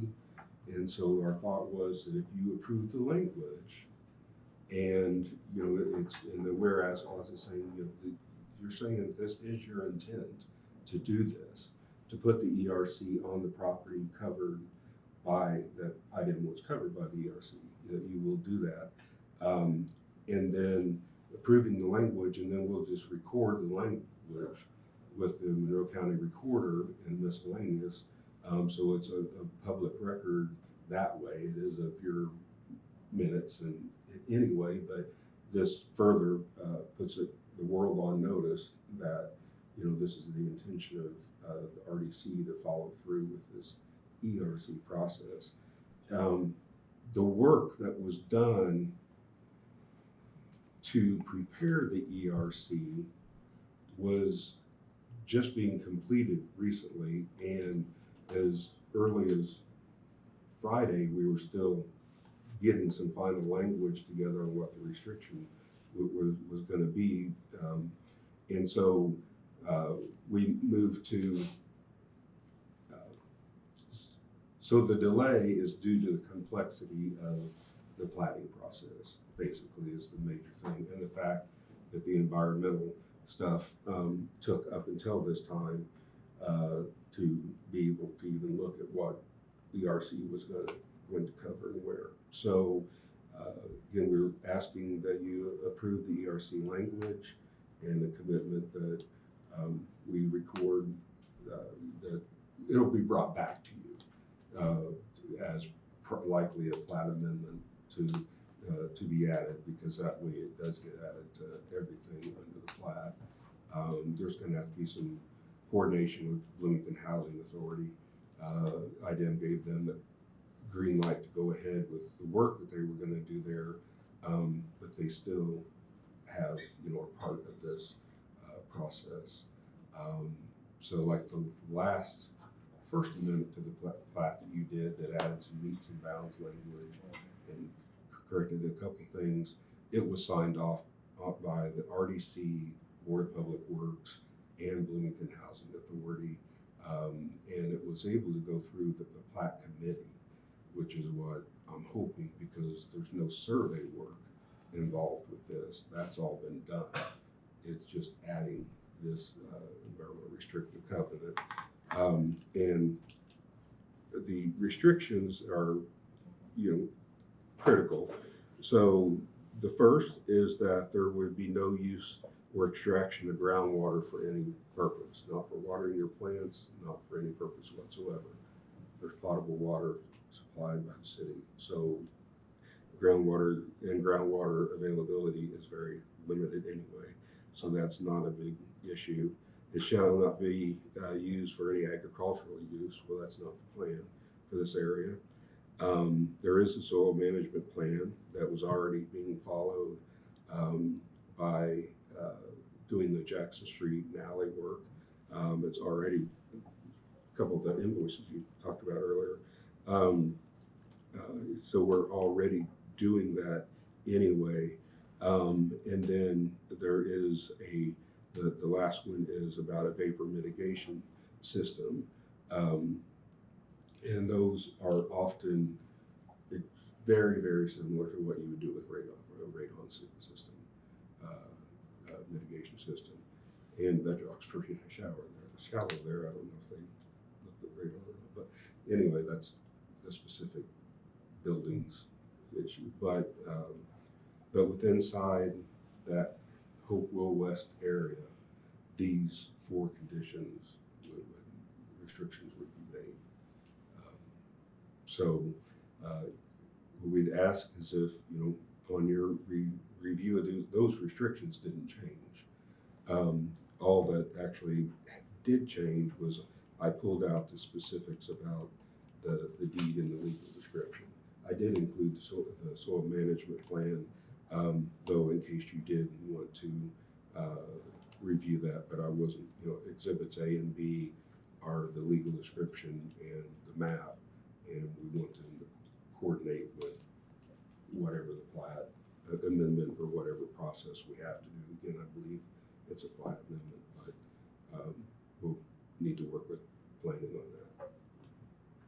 So that's the only thing is I pulled that language out about the specific acreage of the property. And I just called it Hopewell West for the most part, instead of blocks 4 and 7, which is what it is. But so we asked for your approval. Thank you. John? So this is required by IDEM at the end of the day. It is. So, I mean, there's not a lot to talk So about. if you remember the history of this all started due to 24 CFR Part 58 review that was being done, the environmental review that was being done. The laws of aggregation require that if you're contemplating similar activities like housing or anything like that, any adjacent land has to be aggregated into one environmental study, which is why we have the whole of blocks 4 through 7 for this. Unfortunately, that really is what triggered all of this. Okay. And there's going to be a requirement of each homeowner in their individual property to do the testing? Is that what you're saying? They don't have to test, do they? Yeah, no, they wouldn't have to test. It depends on, they'd have to follow the soil management plan, yes. Right. So, well, so it's depending on what they do. I thought you said it was like they- radon testing. You compared it to radon testing. Well, I meant vapor- radon mitigation, The not vapor testing. mitigation system essentially just helps pull some. Right, of I know that. Yeah, just like a radon system. So it's a very inexpensive way to deal So with they it. would have to do that though. Yeah, on the, if it's not that, it would have been a restriction to not have any ground level residential. That is not here. I feel very fortunate that this is language that IDEM will approve. I'm not disputing the language. I'm Yeah. just making sure we understand Yeah. the homeowner responsibilities. Yeah. And there's been quite a bit of thought, my understanding that this would be more multi-family housing in the development of the overall well. Yet to be determined, but the slope of that area does yield itself to more height. Okay, thank you. Additional questions? Randy? When we get into that, we're back to the number of units that we can have and the conditions accordingly as we look at the affordability that we're trying to identify. These restrictions that occur can impact that affordability. That's right, but we have absolutely no choice. And this is Hopewell West, it does not impact Hopewell. Oh, I understand. Oh, yeah, I understand. I'm just looking at that particular area, something we found out, and then what is this going to do? Because, if we sell this land or anything of that, we've got our environmental restrictions, which are there regardless. Yeah, So, they're gonna have to follow the soil management plan, they're gonna have to follow. is that something that we would end up helping them through or end up doing ourselves? Remains to be seen. The scope of Hopewell West has not been determined yet, so I don't know that we can get into that quite yet. Okay. This is a requirement of IDEM, and we can have first floor residential if this is accepted, and there's 3 parties that have to be enjoined to this. The redevelopment. If it's a plat development, or plat amendment. Plat amendment, and the other part, and the other parties you feel as though will have no issues accordingly. Right, and while we went through this environmental work, the plat was kind of happening over to the side, so they were not working in conjunction with each other, if that makes any sense. Okay, but now we are. So, well, we found the tanks, so Okay. now that we found the tanks, we have to deal with it. Okay, thank you. Any other questions? Okay, let's go to the public for comment on resolution 25-132. I see none here in the room. Is there any on chat? We are not seeing any on chat. So let's come back to the RDC for a motion on 25-132. I'll make a motion to approve 25-132 as in version 2. Dana said that. It's been moved and seconded. All those in favor indicate by saying aye. Aye. Any opposed? Thank you, that passes. So, is there any additional business or general discussion? If not, thank you for hanging in there. We are adjourned. Yeah, thank you guys.